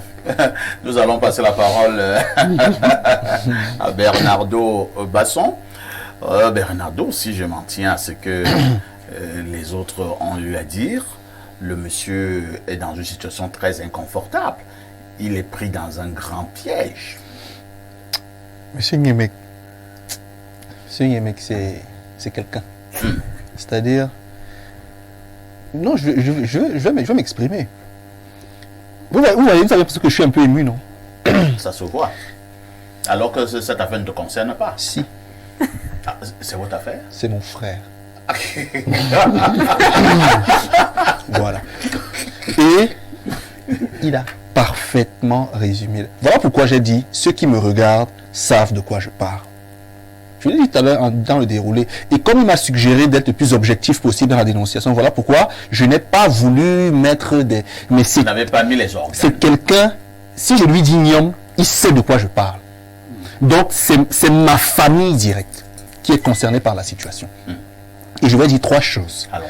La première, c'est que c'est une union qui n'avait pas été saluée par la maman. Elle lui avait dit, mon fils, l'affaire que je vois ci risque de ne pas se passer comme tu vois là. Ça peut être compliqué. Il était amoureux. Vous savez ce que parfois les personnes amoureuses l'amour. peuvent développer comme comportement. Au nom de l'amour. Voilà. Et il s'est entêté. Elle m'a tiré. Elle me dit, parle à ton frère. L'affaire que je vois si ça peut cuire. Je lui dis bonjour. Je tais son prénom pour qu'on a... Oui. Sûrement, elle me regarde. Bon. Mais elle est endeuillée peut-être. Donc, il s'est entêté. Il a insisté. Deuxièmement, toutes les femmes ne sont pas destinées à être mariées. Tout comme tous les hommes ne sont pas destinés à être mariés. Même chez nous, même dans le bloc, on te dit qu'il y a des hommes qui seront polygames. Il y en a qui seront monogames. Il y a des femmes qui n'auront pas de mari. Il y en a qui auront des maris. Et si tu vas porter le panier de piment, tu mets sur la tête, pendant qu'il est en train de pleuvoir, ça va t'arroser. Donc, et tu vas lire l'heure. Donc, il est allé chercher une femme qui n'était pas destinée au mariage. Parce qu'une femme qui doit se marier a des valeurs fixes. Elle sait tenir un ménage ou alors elle apprend. Même si elle ne sait pas au départ, elle se dispose à apprendre parce que ce sont les valeurs du mariage. Elle sait tenir un budget. Si elle ne sait pas, elle apprend à tenir le budget. Elle sait consommer le mariage. Quand même également, Bernardo, Oui, excuse-moi de vous interrompre. oui, DG. Est-ce que ça ne ramène pas quand même ce vieux débat qui existe Lequel? avant d'épouser une femme? Vivez ensemble. Est-ce que c'est pas mieux quand même que vous viviez d'abord ensemble, sous le même toit? Pardonnez-moi, Vous DG. comprenez mieux. DG, pardonnez-moi. Ça peut être tribaliste ce que je vais dire, mais ce n'est pas l'intention, vous voyez. C'est là-dessus que les bêtiers ont tout compris. C'était avant. Sur ces questions-là. Non, c'était avant. Si c'était avant. Mais mes frères du centre, que je côtoie, avaient anticipé. C'est-à-dire pour eux, le vient en reste. Bon, parfois ça finissait toujours en vient en reste. Mais ça restait une étape qui permettait de mieux connaître la personne avec qui tu vas passer le reste de ta vie. Pour ne pas improviser sur la partenaire. Bernardo, je vais t'interrompre si tu permets. Là, je parle d'expérience. Vous ne connaissez pas les gens qu'on appelle les femmes. Elles se savent en études. Les hein, gens là, le comportement qu'ils ont. quand une femme sait qu'on l'étudie, oh là là, C'est plus un dieu. il y a un film nigérien dans lequel un jeune homme est parti avec sa fiancée dans sa famille. La fiancée a tellement été admirée par les la parents qu'ils sont revenus 3 mois après le mariage. Le père est sorti demander à son fils, est-ce que c'est la même femme qui était venue avec toi? Son fils lui dit, c'est la même femme, c'est pour cela que je l'ai ramenée. Pour que tu saches qu'elle ne m'a pas trompé seule. Elle a trompé toute la famille. Sauf que, monsieur Yemek, on s'est compris. Mais en moyenne, parce que le cas que vous évoquez, c'est un cas qui existe. Mais en moyenne, c'est le on cas. peut arriver à 50% ou à 60% à connaître quand même Je pense certains que éléments. on va combattre le viens au reste. Oui. Parce que le viens au reste a ce site particulier qu'il peut épuiser les énergies de l'un et de C'est pourquoi l'autre. je dis pendant Et puis certains temps. lorsqu'on se sépare, certains ne sont plus utilisables. Voilà. Donc, voilà. Il peut épuiser les énergies de l'un et de l'autre. Il y a des techniques, on ne va pas tout dire à la télé, pour savoir. Parce qu'aujourd'hui, on a abandonné l'africanité parfois ici. Il y a des techniques pour savoir l'être avec lequel vous allez vivre. Et on le faisait chez nous. Nous, on avait 2 choses. Soit on faisait le ngambi sur la femme. Qu'on appelle chez nous Ngam. Voilà. On découvrait des choses qu'elle ne sait pas qu'on sait. Et On la lit. deuxième technique, quand vous épousiez votre femme en Afrique, on lui faisait manger un mets que les belles-mères concoctaient. Qui faisait que même si elle était venue avec les intentions de se balader, de monter, descendre, on la faisait asseoir. On disait que le mets là, c'est pour la faire asseoir. C'était une forme de tobassi. C'est le tabac. Mais aujourd'hui, bon, on laisse les filles. Bon. Elle est chez toi. Perfect. Je vais sortir. Hein. Sortons. Mais c'est une situation qui aujourd'hui est réglée. Parce qu'il a dit, il ne veut plus d'elle. Point. Et Bien. ils n'auront plus Mais rien ce à n'est pas faire comme ça que ça ensemble. va finir. Non, ça doit finir Ce comme n'est ça. pas comme ça. Il doit. Bernardo, ce n'est pas la force. Hein. Non, c'est la force, DG. la force. DG, vous Non, ce savez, n'est pas la force. Tout ne se résout pas avec la force. je suis d'accord. Que le sang gagne sans combat. Mais il y a des situations pour lesquelles il faut savoir sortir Non, du le problème en laissant le moins de plumes possible. Voilà. Là, pour le moment-ci, il doit seulement laisser le panier de piment qu'il portait pendant qu'il pleuvait. C'est-à-dire, il enlève, il dépose, il se lave Comme c'est et il ton frère, continue ne son parle pas chemin. avec trop d'émotions. Non, je ne sais pas mes Ce émotions. n'est pas ta femme. Mais On ne parle pas trop avec Ah, émotion. Ton frère maîtrise mieux son panier de piment que toi. Sauf qu'il a laissé le panier. Non, il n'a pas allé chez le Cali. Il a laissé le piment. Alors, on va lire les nombreux messages jusque-là enregistrés. Bonjour Big Perfecto, que Bernardo s'imprègne encore bien des raisons de l'exclusion de Maître Ndoki du MRC. En aucun cas, le fait qu'elle ait annoncé sa candidature à la présidence de ce parti en est une raison, sauf si Bernardo veut faire des procès d'intention et qu'il prenne les raisons de son exclusion telles qu'aux formulées dans la note et les déconstruisent. C'est cela la critique. Bonne émission. C'est Eric depuis le quartier Kondangui. Autre message ce jour. Bonjour, l'Onkombivoué du plateau. Cette affaire de bâchement ici à Douala, je vous assure, monsieur, ici, une de mes élèves est arrivée à l'école avec une tache de sperme sur sa jupe. Et également, ma collègue avait été bâchée par un monsieur qui, sur la moto, avec les secousses d'un autre genre, a commencé à la serrer fortement. Cette dame, au point où il l'a fait sur son pantalon. Et dès qu'elle est descendue, elle s'est moquée du monsieur en lui demandant si son épouse l'avait sevré pendant un bon moment. C'est Christian depuis Douala. Par rapport à la dénonciation, Bernardo, mon grand frère, a eu la même chose. Il a fait un toqué à la porte avec une bague de 250 carats. Il a payé les études à cette fille au point où ma mère était contre cette union. Notre grand-mère aujourd'hui décédée lui avait dit que même les fourmis viendront lui dire dans sa tombe. Après, il a perdu son emploi et bonjour la galère. La fille voyant cela est partie de la maison vivre avec sa grande sœur sans en informer. Et un jour, il est sorti. La fille et sa famille sont venus déménager sa maison. C'est incroyable. C'était un sponsor, c'était pas son mari. Bonjour à vous et mes salutations très distinguées au sage Niemek. Pour moi, le mariage est une grâce et une bénédiction divine. C'est Sanka depuis Njombe. Bonjour Perfecto. Bon retour, le Samuel Eto'o du journalisme. Merci. Belle émission. On comment un petit Manam Birambani. Autre message ce jour. Alors, je pars d'abord de 141. Bonjour Perfecto, je suis à Bitam, au Gabon, et je suis très heureux de vous revoir devant mon écran ce matin, car depuis la reprise de la rediffusion de votre télévision, je ne suivais plus les démineurs, parce que l'émission était présentée par... oh là là. Où étais-tu depuis la Perfecto? D'accord, je suis là. Ce qui est important est que je suis là. Bon, il continue en disant d'autres choses. Je ne veux pas lire. Arsène, tu peux comprendre pourquoi je ne lis pas. Parce que si je le dis encore, ça va prendre feu. Bonjour le panel. Moi particulièrement, j'aime plus être derrière une femme sur la moto parce que leur tête dégage des odeurs d'un autre genre. C'est Belle Junior de Mbonjok.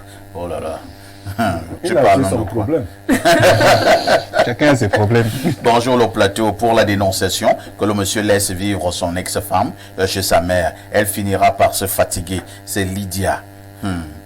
Blériot ne fait que vous dire que ça ne se passera pas comme ça. Bernardo, toi tu t'énerves plus que qui même. Yaya, le patriote. Est-ce que je me suis énervé?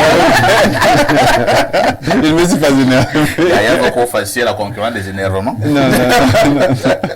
Un autre message ce matin. Alors, qu'est-ce qu'on nous dit ici? Perfecto, l'homme fort, le lion des médias, le gorgore des présentateurs. Ça fait plaisir de te revoir sur le plateau. Depuis les dinosaures de l'info, je ne t'ai pas revu. Oh là là, je suis pourtant ici, ça fait déjà 1 an. Et il continue en disant, tu es le meilleur dans ta catégorie et tu es avec le meilleur analyste de tous les temps au Cameroun, Pierre Blériot-Niemek, un homme sage. Les copanélistes ne sont pas en reste. Vous êtes formidables. C'est Sylvain depuis Garoua. Merci Sylvain. Autre message. Bonjour les barreaux parfaits. Qui sont les Camerounais en réalité? C'est quoi cet égoïsme? C'est quoi cette ingratitude? Ces sénateurs qui demandent plus d'argent là, peut-il nous dire ce qu'il a fait pour le Cameroun depuis qu'il est sénateur? Ce monsieur ne demande pas de l'argent pour abattre un travail, mais plutôt pour monter et descendre avec les femmes. Partir chaque fois en Europe et rentrer comme s'il allait dans la boutique d'à côté. Envoyer ses enfants étudier en Europe, etc. Le Sénat même en question a déjà apporté quoi de bien au Cameroun, si ce n'est prendre tout l'argent du pays pour eux. Il a fait quoi que l'Assemblée nationale ne faisait pas? Parfait, si j'ai eu 15 femmes dans ma vie, 13 c'est sur la moto.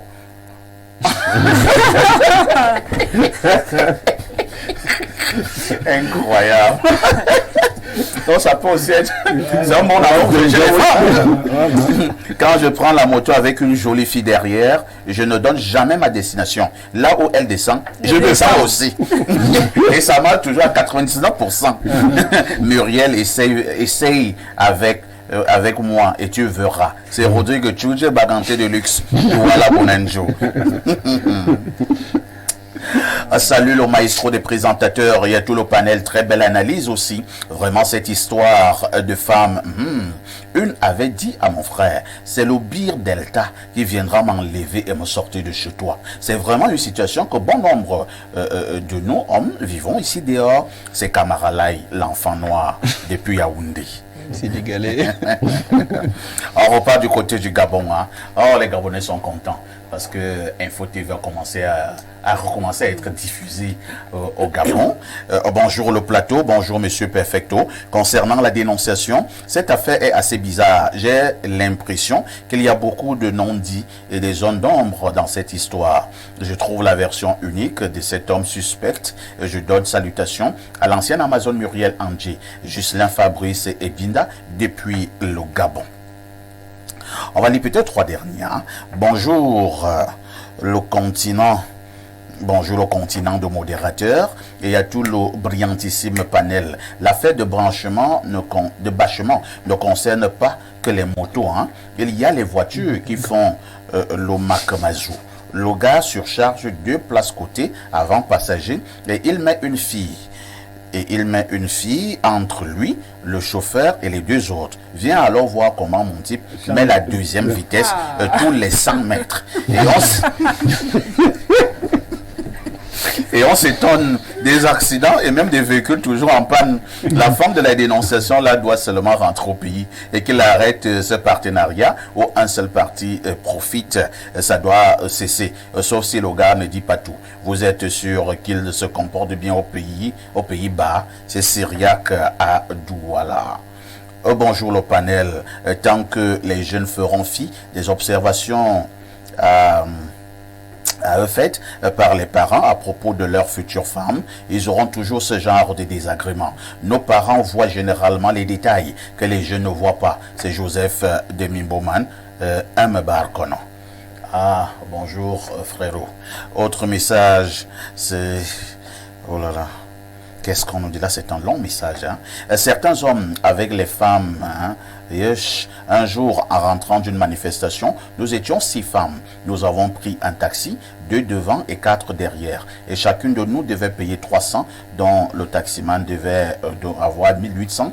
Une fois arrivé, mais seulement en roulant, le taximan a flanché sur moi, Massa, comme j'avais bâché devant avec une autre.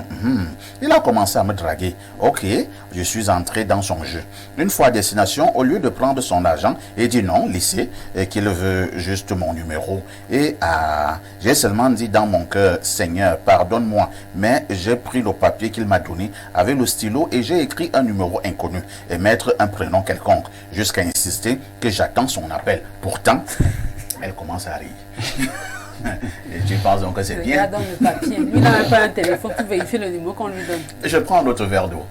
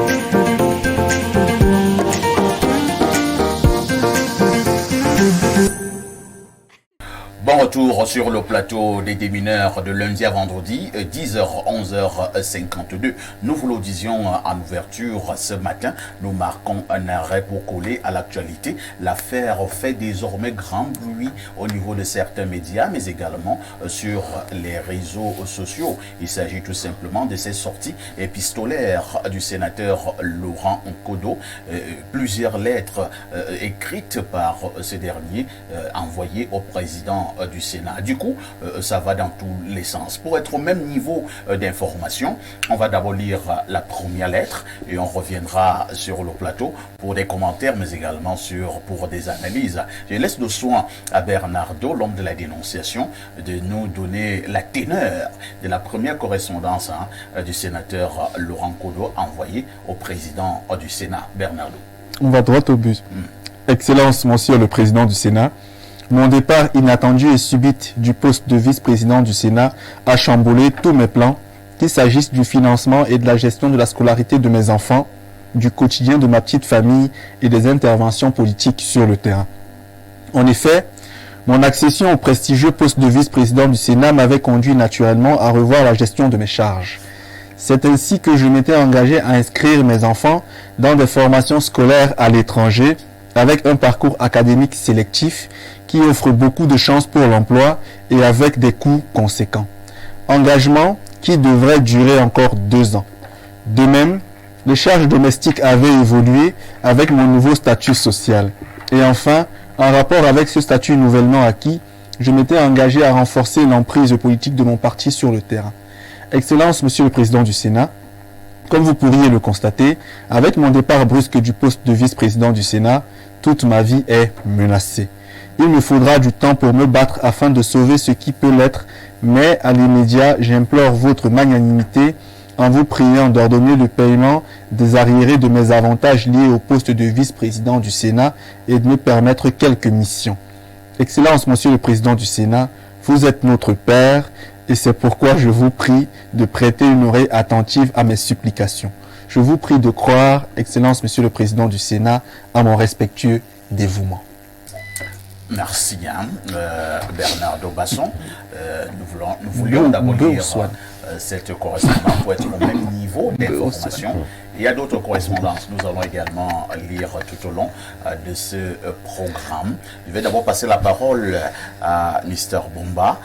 Quelle lecture globale faites-vous de cette correspondance du sénateur à l'endroit du président du Sénat, M. Nyatinji Fendi Marcel? Parfait, je suis un peu consterné, je suis un peu comme cristallisé, parce qu'en tant ça, on a l'impression d'être dans une tontine au quartier, où vraiment, comme je veux voir le président, j'ai besoin d'un prêt d'argent, mes enfants doivent aller à l'école.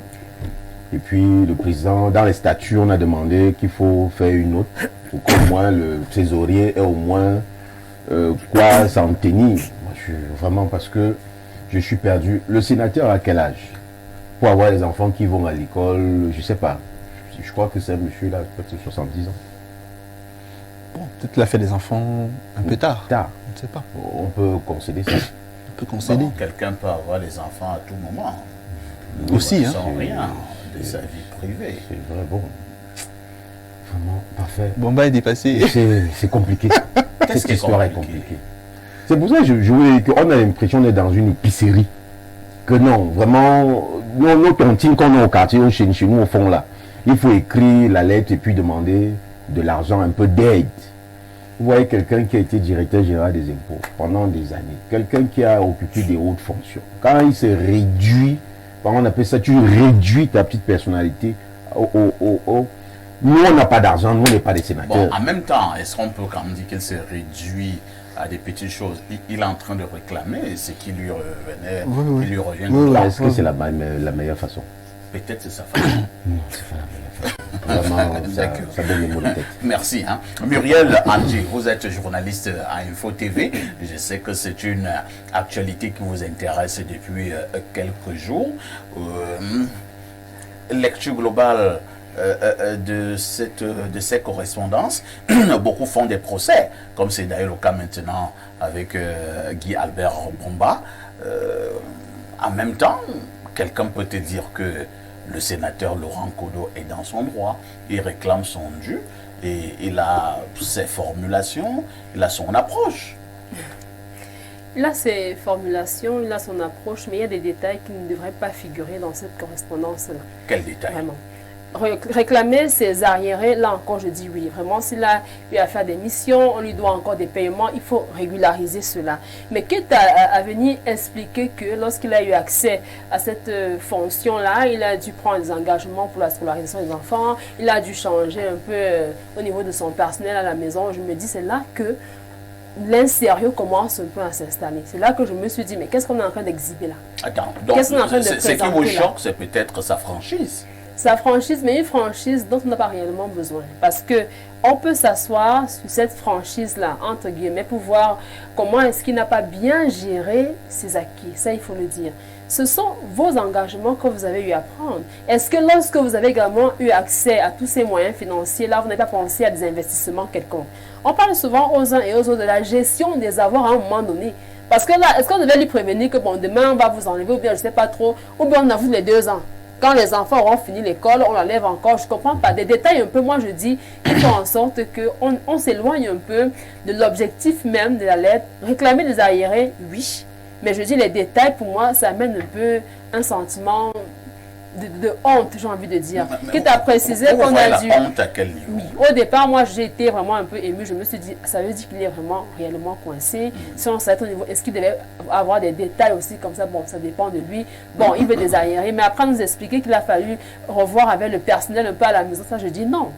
Quand même, ça, c'est sa vie assez privée. Est-ce qu'il a besoin d'aller jusqu'à ce niveau? On nous dit qu'il a fallu faire quoi? Ajouter 5 ménagères, ajouter, je sais pas, 5 gardiens, je sais pas trop quoi. Là, j'ai trouvé que c'est un peu, ça devient un peu comme si on partait un peu au quartier. Il y a des formules pour revendiquer ce qui vous revient de droit. Vous n'avez pas commencé à expliquer, vous, par exemple, parfait, dire à votre employeur peut-être que, comme il y a les enfants, comme il y a le bailleur, est-ce qu'on a besoin de ces détails-là? Et qui aujourd'hui sont où? Sur la place publique. Et chacun fera de ça ce qu'il veut.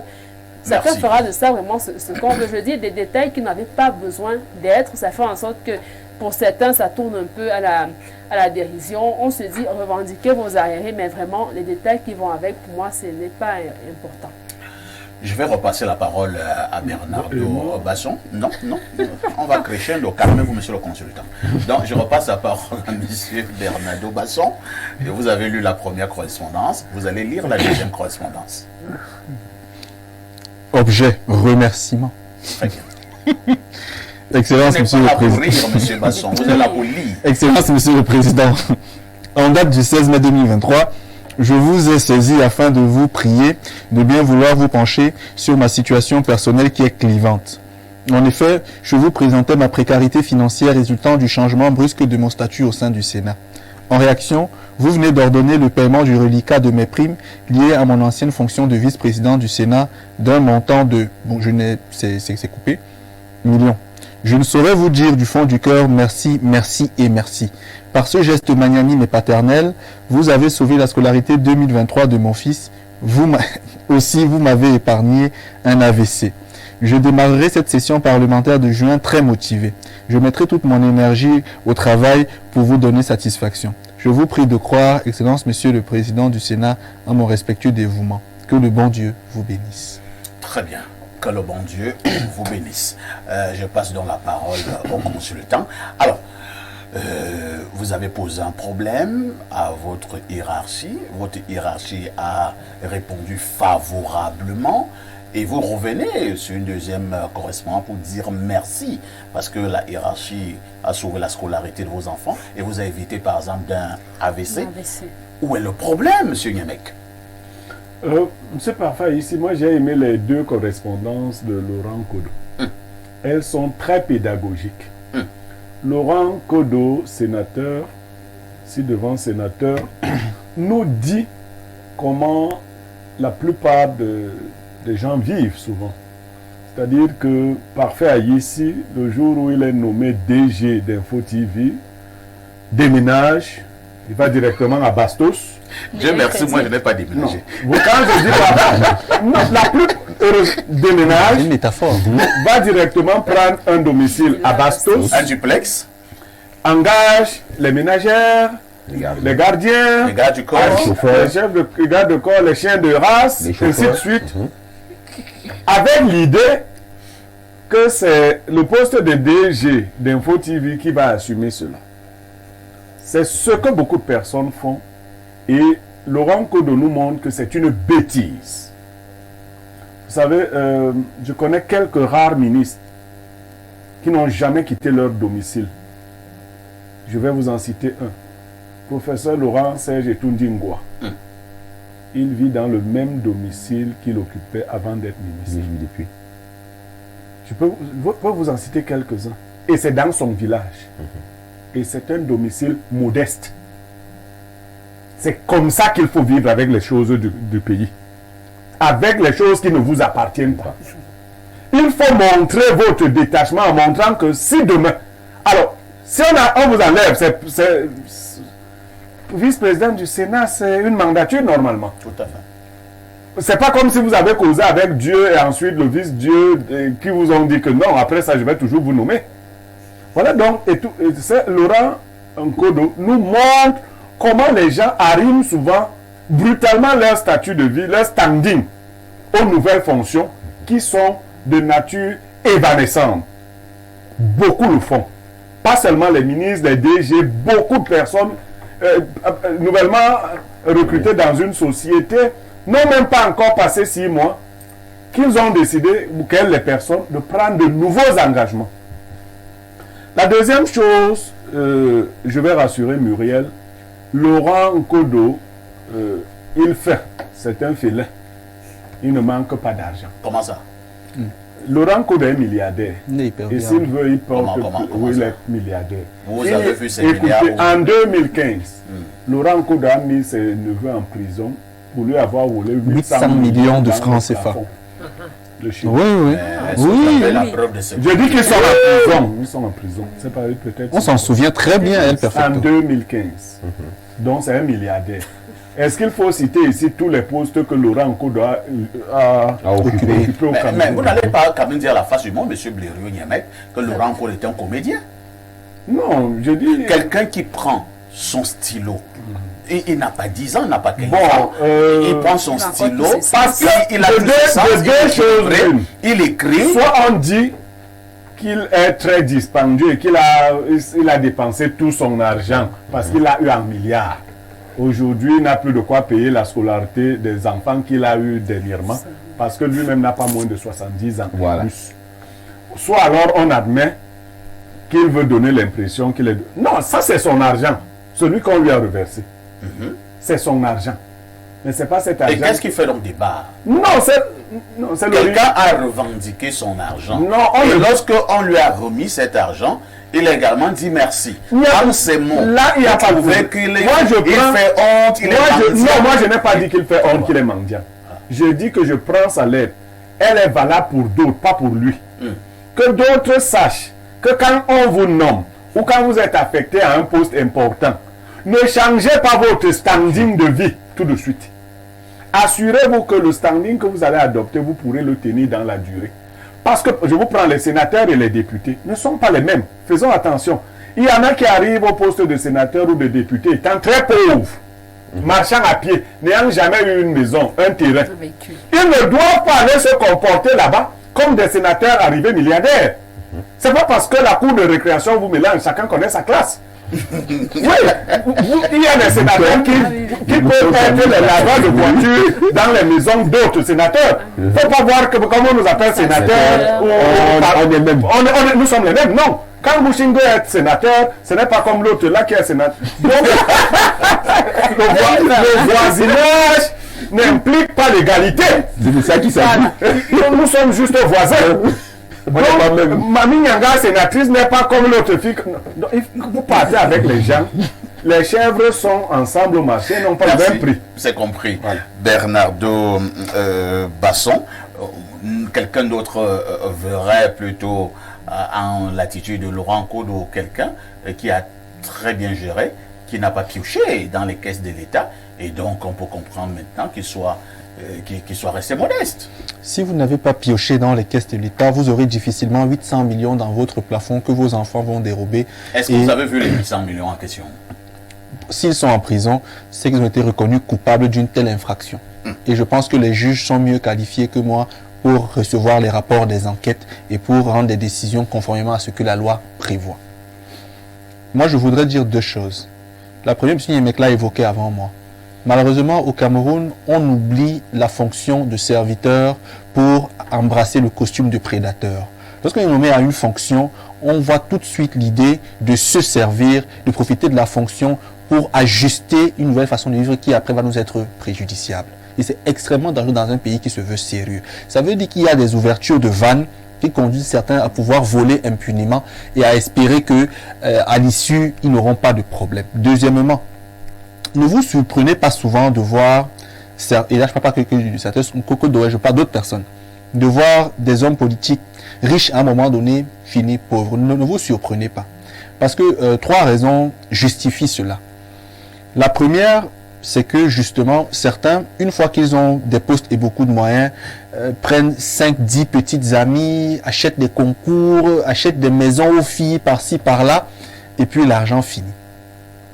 La deuxième, les pressions sociales et familiales augmentent.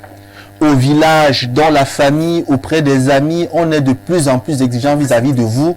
On oublie que le poste que vous occupez, c'est pour servir la République et pas pour servir la famille. Nous qui sommes à côté de ceux qui ont bénéficié d'un décret, nous sommes également coupables. Quelquefois, oui. Parce que nous mettons une folle pression à ceux qui ont bénéficié des postes de responsabilité, des décrets présidentiels et autres. Justement. Et ceux qui n'ont pas la conscience professionnelle sont obligés, non, pas obligés. À voler. Elles ne sont pas obligées, mais elles cèdent aux pressions. Elles ne sont pas forcées puisqu'elles ont une conscience professionnelle. Pas, quand il y a un deuil au village, on trouve que vous êtes méchant alors que vous êtes sénateur. Si vous ne participez pas lorsqu'il y a un oncle qui a la hernie, alors que vous êtes sénateur, on trouve que vous êtes cruel, ainsi de suite, ainsi de suite. Vous comprenez donc qu'on a le choix. Soit vous dites à vos frères, écoutez, le poste que j'ai, c'est pour servir la République. Je vous aiderai selon les moyens que j'ai. Voilà pourquoi tu dis cela. Je vous aiderai selon les moyens que j'ai. Ou alors, vous cédez aux pressions, vous tombez dans le vol et ça finit très mal. La troisième raison, ce sont les sectes.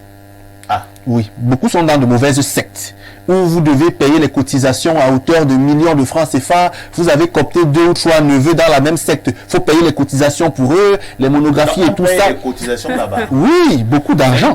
Voilà pourquoi certains à l'issue sont essoufflés. Parce qu'ils dépensent beaucoup d'argent dans les sectes, dans le mauvais lobby, contre une pseudo-image de pouvoir ou de protection ou de poste, etc. On vous arnaque comme ça, vous avez l'impression d'être protégé, à l'issue vous devenez malheureux, vous prenez des communiqués malheureux et maladroits, vous exprimez le ridicule sur la place publique, vous venez vendre votre famille en montrant que vos enfants dorment affamés, et que vos chiens n'ont plus à manger, et que vos femmes de ménage... est une mauvaise chose. Pardon? Est-ce que la franchise est une mauvaise chose? Pourquoi vous voulez que les uns et les autres puissent montrer l'image qu'ils n'ont pas? La manière de faire quelque chose est plus importante que la chose qu'on décide de faire. Vous pouvez revendiquer, vous arrivez en précisant, j'ai été président de telle période à telle période, j'ai exercé telle mission. Sur les termes que M. Nkodo utilise, quelqu'un qui est poli, quelqu'un qui est reconnaissant et qui respecte la hiérarchie. Où est le problème? Il est du grand groupe Fambeti. Chez eux, on dit Mbe ou Swan. Ça veut dire la grosse honte. Ça, c'est la honte. Ça, c'est la honte. Est-ce qu'il a volé? C'est quand tu voles, c'est là il y a la honte. Monsieur Nkodo avait les moyens d'aller rencontrer le président Niat comme ça dans son bureau ou dans sa maison. L'administration écrite. Ça, c'est un acte administratif qu'il a produit là. Selon quoi? Ça, c'est une lettre comme ce qu'on écrivait aux filles de 5e que vraiment, maman, tu as de jolis yeux. Ça, c'est quoi ça? Non, vraiment. Monsieur, qu'on arrête ça. On va lire quelques messages. Hein. Bonjour le panel, le sénateur ne fait pas que revendiquer ses arriérés et demande qu'on lui donne quelques missions. Non, mais quand il mangeait, il a écrit au président du Sénat qu'il mange bien. Il n'est pas resté humble en accédant à cette fonction. On doit même fermer cette institution car son bilan est nul. C'est Matt Dekoudou qui envoie le message. Bonjour, j'ai du mal à comprendre que cette lettre ait été écrite par un haut fonctionnaire de l'État adressée à la deuxième personnalité du pays. On dirait que le Cameroun est une salle de comédie. Moi, je pense qu'il a demandé à son gardien d'écrire cette lettre à sa place. Je suis Afoun, à Médé Niemek depuis Douala. Les Niemek sont toujours comme ça. Quelqu'un exprime sa reconnaissance, vous lui faites... C'est le gardien qui a écrit. Vous dites c'est le gardien et tout ça. Ces délégués régionaux de l'Est devraient prendre des cours d'humilité. Ils parlent de quoi? On ne sait pas de quoi vous parlez, hein? Nathalie de Bernard. Je saute. Votre message. Bonjour. Le panel, Monsieur Nkodo fait du dilatoire à la limite de la comédie. Il maîtrise mieux que moi la rédaction administrative. 2, il est un grand fiscaliste et donc il sait comment planifier son budget avec tous les aléas possibles. 3, il est riche et tout le monde le sait. Il veut juste distraire l'opinion pour des raisons peut-être lié au DDP, ça ne sera pas tribaliste si je dis qu'il a traîné dans la boue toute l'élite Betty. C'est Fridolin de Yaoundé Odia. Il a des dossiers au TCS depuis 2014. On va lire un autre message. Bonjour le panel. Concernant le sénateur Nkodo, C'est la honte. Mon frère, j'ai travaillé avec lui quand il était régional littoral 1 à Yaoundé à la DGE et la DGI. Dieu seul sait ce qu'il a amassé. C'est un milliardaire. Il a eu un premier AVC quand il était DGI, soigné pendant 1 an aux frais du contribuable. Lui ne donnait rien à personne, sauf à sa famille. Dieu est en tout temps miséricordieux. Joey C'est Nikonei. incroyable. Ouais, vous voyez alors les choses. Pourquoi les gens sont comme ça? C'est pas bien de se réjouir des malheurs des Non, il n'est autres, pas hein. pauvre, il n'est pas pauvre. Non. Il fuit l'épervier. Bonjour Perfecto et à tout votre panel. Le sénateur Kodo fait juste pitié et M. Basson a pleinement raison. Il a dilapidé sa fortune oubliant qu'on ne sera pas toujours nommé à vie. Yves Alexandre depuis Bali, à Douala. Autre message, c'est si beau de vous revoir, grand Perfecto. Bonjour au panel. Le problème des grands postes au Cameroun est que nomination rime pour moi avec malédiction. La pression est folle. La famille en premier. Ceux qui font preuve de franchise, comme moi, sont détestés, sont traités de chiches et sont maudits chaque jour parce qu'il est dit que vos semblables font mieux. Eux, ils arrivent au village et font des merveilles en termes de résolution de problèmes. Ils oublient que les fonds sur vous gérés, Par vous gérer. je voulais dire les fonds à vous gérer sont publics et non privés. C'est normal que les gens soient assez rabaissés comme ça, comme ce monsieur l'a fait. Autre message. Bon week-end spécialement à la 3e abeille de Bernardo. C'est Nathalie de Bernard. Ouais, je pense que là, Nathalie s'est ressaisie. Hein. Elle a envoyé un message. Bonjour à tous les démineurs. Un big up spécial à Bernardo. Belle émission. Je me suis directement senti concerné avec cette histoire de moto. Bref, j'ai emprunté une même moto qu'une jeune dame hier au niveau du carrefour Emia. Moi, j'allais vers Olezoa, mais parce qu'elle était séduisante, j'ai abreuvé ma destination. Je suis descendu au stade militaire où elle se rendait pour regarder le match des U17. Je me suis retrouvé en train de payer 2 tickets pour mieux échanger avec elle au stade. Donc, je suis tout à fait d'accord avec le grand frère Brûling et mec. C'est indécent de toucher une femme sur une moto. Shadrach Miss Zilé depuis la Cité Verte. Alors, il faut simplement lui dire la suite. Non, la suite viendra. Après le match, Après le match, il y a eu quoi? il y a eu un autre match. Bonjour le panel, le sénateur là doit mourir. Oh là, non, non, on ne peut pas dire ça. Vous ne pouvez pas souhaiter la mort de quelqu'un. Non, non, il faut faire très attention. Alors, un dernier message, hein. Qu'est-ce qu'on nous dit là? Alors, je prends celui-ci. Bonjour parfait, dis-moi, comment tu fais pour marcher avec Blériot? Ce monsieur est terriblement chargé, plus chargé que certains ministres que j'ai eu à rencontrer. J'espère qu'on se comprend en passant. Toi, tu sais comment c'est simple. Et continue, j'espère qu'on se comprend en passant. Dis à ma fille qui est avec vous là d'avoir le sourire comme Olivia. C'est ça qui rend la femme jolie et séduisante. C'est Majesté Mvogo. Sa Majesté Mvogo, si tu as des choses à dire à Muriel, dis, exprime-toi. Laisse les choses là. Alors, chacun aura peut-être 30 secondes hein, pour la fin. Je commence par notre ami Bomba. Alors, Bomba, au finish, qu'est-ce qu'on devrait comprendre par cet acte du sénateur Laurent Kodo? Je crois qu'on devrait réajuster certaines choses au Sénat, en général. Parce qu'on a l'impression de voir la République à la rue. Entre-temps, quand même, qui a eu intérêt à mettre ses correspondances sur la voie publique, sur la place publique? Bon, je ne peux pas vous dire qui a eu intérêt, mais je sais que ça s'est C'était retrouvé... pour élever le sénateur ou bien pour l'abattre? De deux sens, puisqu'il y a le pour et le contre. C'était pour voir si vraiment il tient ou il ne tient pas. Mais véritablement pour... Il faut quand même dire que pour l'heure, le sénateur Laurent Kodo occupe l'autre prestigieux poste de président de la commission des finances et du budget au Sénat. Ce qui n'est pas rien. Ce qui n'est pas rien, c'est toujours pour augmenter son niveau. Je crois que là maintenant, peut-être il pourra envoyer ses enfants, peut-être à Mars, aller fréquenter là-bas le Tutsi. Et Mais puis le demander monsieur, lui, encore... se soucie que ses enfants Oui. aillent à l'école et surtout fassent des bonnes écoles. Oui, c'est pour Et ça il faut apprécier ce sens de responsabilité parentale. Je suis d'accord avec vous, parfait. C'est pour ça que je dis que maintenant... Beaucoup de parents ne se soucient je ne pas se soucie de pas. l'école de leurs enfants. Je suis d'accord avec vous. Voilà. C'est pour ça que je dis parfait. Je crois que le Tutsi, je crois qu'il y a une école peut-être qu'on conçue en masse.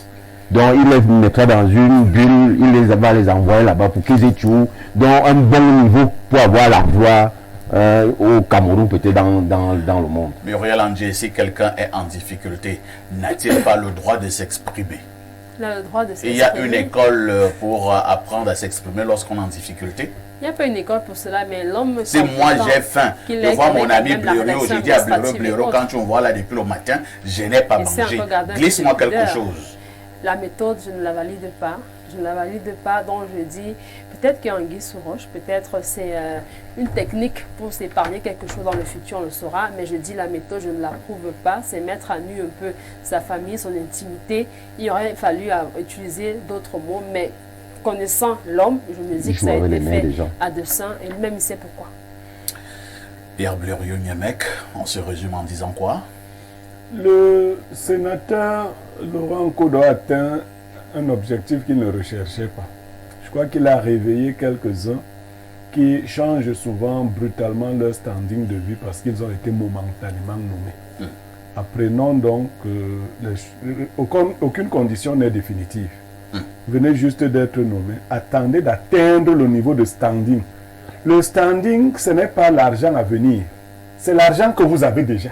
Vous vous offrez le niveau de vie que vos économies et autres, et vos avoirs réels objectifs vous permettent d'assumer. Quand vous devez mettre votre enfant dans une école, c'est que vous avez déjà gardé suffisamment pour qu'il fasse une telle école. Ce n'est pas en vous projetant dans l'avenir. Il peut arriver des couacs, mais il faut avoir bâti une certaine fortune pour affronter certaines choses. Je sais que Laurent Kodo a cette fortune-là. Sa pirouette va aider les autres. Vous faites des procès en sorcellerie au sénateur Laurent Kodo. On retient quand même, Bernardo Basson, que par moment, la durée des décrets présidentiels au certains postes, ça peut durer le temps d'une jolie fleur. Non, plus sérieusement, le sénateur Kodo vous fait comprendre deux choses rapidement. La première, il a des dossiers au TCS depuis 2014, il est hyper viable. Non, vraiment, et forcément, ça, il veut... vos informations. Non, oui, je les ai. Nous donc forcément, pas ces informations. Okay, et en attendant que nous ayons ces informations, nous allons nous abstenir. La deuxième qui vous fait comprendre, c'est que il n'y a pas d'emploi au Cameroun. Et au Cameroun, il n'y a pas d'éducation. Du coup, il faut que ces enfants aillent étudier ailleurs pour avoir l'emploi. Parce que ceux qui sont formés ici n'auront pas d'emploi. C'est ce que dit sa lettre. Ça, c'est dans vos mots. C'est ce que dit sa lettre. Faites là un commentaire. Moi, je crois que la reproduction de l'élite sociale nécessite que les grands qui tiennent le pays envoient leurs enfants dépasser nos enfants. Quand leurs enfants vont dépasser nos enfants, ils viendront tenir le pays.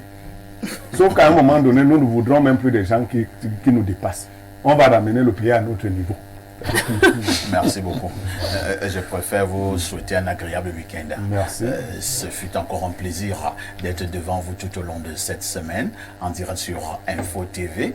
N'oubliez surtout pas que dans 8 minutes très exactement, vous allez retrouver le journal de la mi-journée à 19h ce soir. Vous allez retrouver le journal en anglais, à 20h, journal en français. À 21h, vous risquerez d'avoir un grand entretien sur un phénomène qui dérange dans la ville de Yaoundé. La rediffusion de ce programme, c'est tous les soirs à partir de 22h30. Je vous donne également rendez-vous ce dimanche à partir de 11h30 dans le cadre du grand débat de la semaine. Vous appellerez cela libre expression avec des invités de choc pour des analyses de charme. Tout en vous souhaitant un excellent week-end, je vous pose néanmoins une question. Avec tout ceci, que faites-vous encore ailleurs?